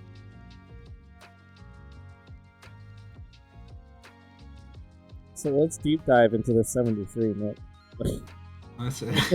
Apparently, It's 73 in English, it's the smallest natural number with 12 letters in its spelled out name. Oh. Well, I died. Me too. No. Big rip. We keep me and the phone. I got greedy. It's all 73 is apparently also the only Sheldon prime to contain both mirror and product properties, whatever that means. Interesting. Huh. Wait, I might need to learn more about math. So 73 and 37 are lucky primes and sexy primes, both twice over. Whoa. Lucky prize and sexy. Is this why people go into math? It's like I gotta go into math to get into that 73. Well, Nick, we see why you chose 73 now.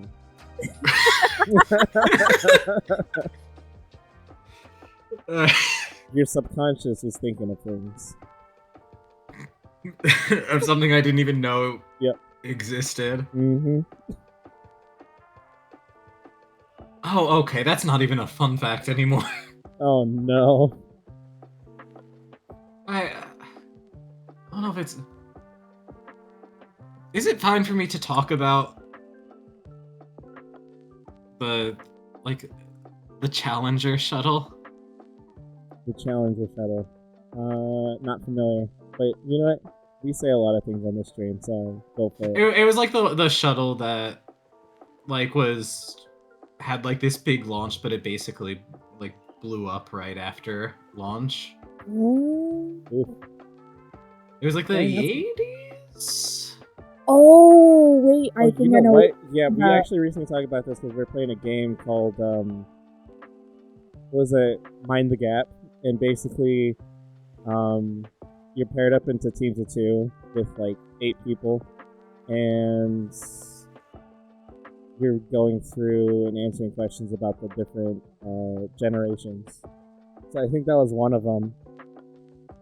And the what is it? The Challenger shuttle got brought up during that because we're talking about who was the lady who was aboard the shuttle that exploded. Can I have door, please? Or something like that. Here you go. What is? Oh. That's a present for you. Yes. In the fun facts for 73, for some reason, that's the number of seconds it took for the Space Shuttle Challenger shuttle to explode after launch. Oh my goodness. Why is it that specific? Yeah, I feel that my new hobby is just going to be looking up numbers on Wikipedia. Just have like them as random fun facts. Oh my gosh, I love that. I think I want to add that. Nick, I'm gonna add that.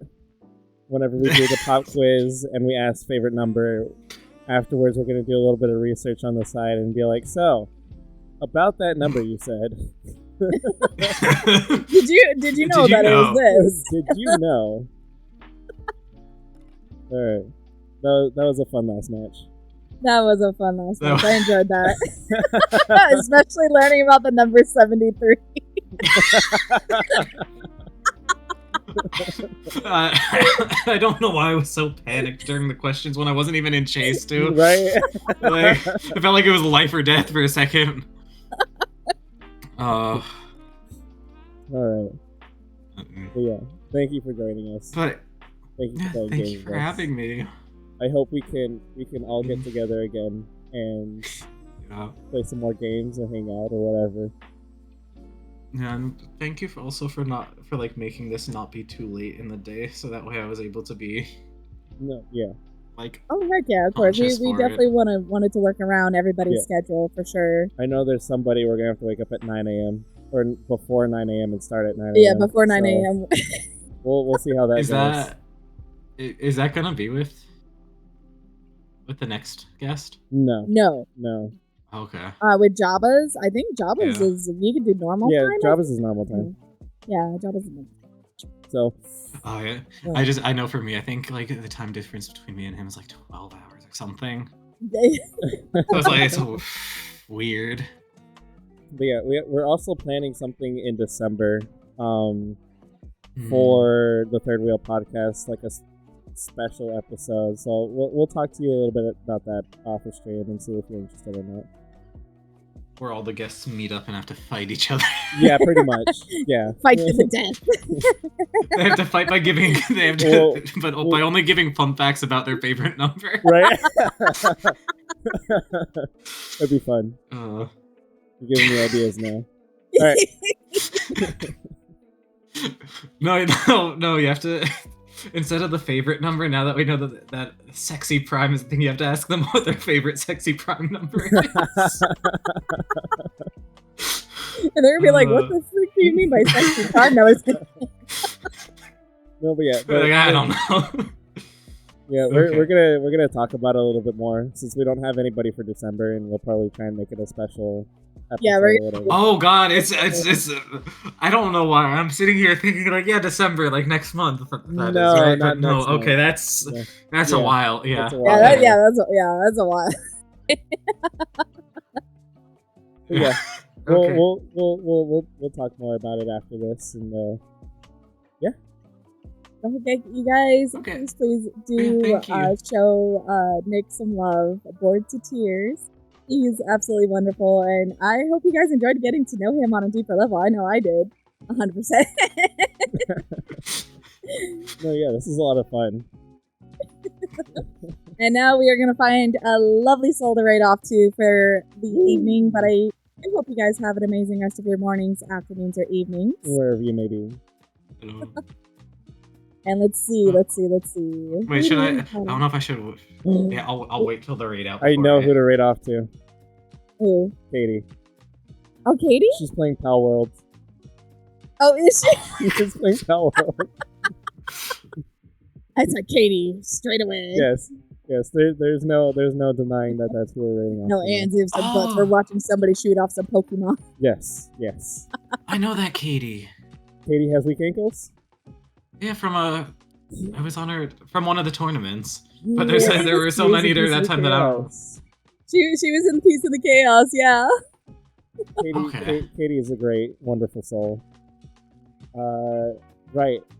Okie dokie, let's go say hi. Let me turn on Mix It Up real quick so I can get the raid message up. I thought you. Oh wait, because you have to do expiration point raid and. Yeah. I started the raid, so but whenever you're ready to pop in the message.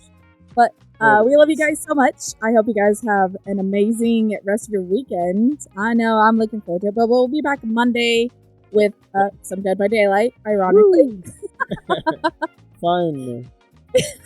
Yay. But we love you guys so freaking much. Go ahead, copy paste. Show that love. Yes, copy pasta. Weak ankles, yes, weak ankles. Yep. But we love you guys, and we'll see you Monday.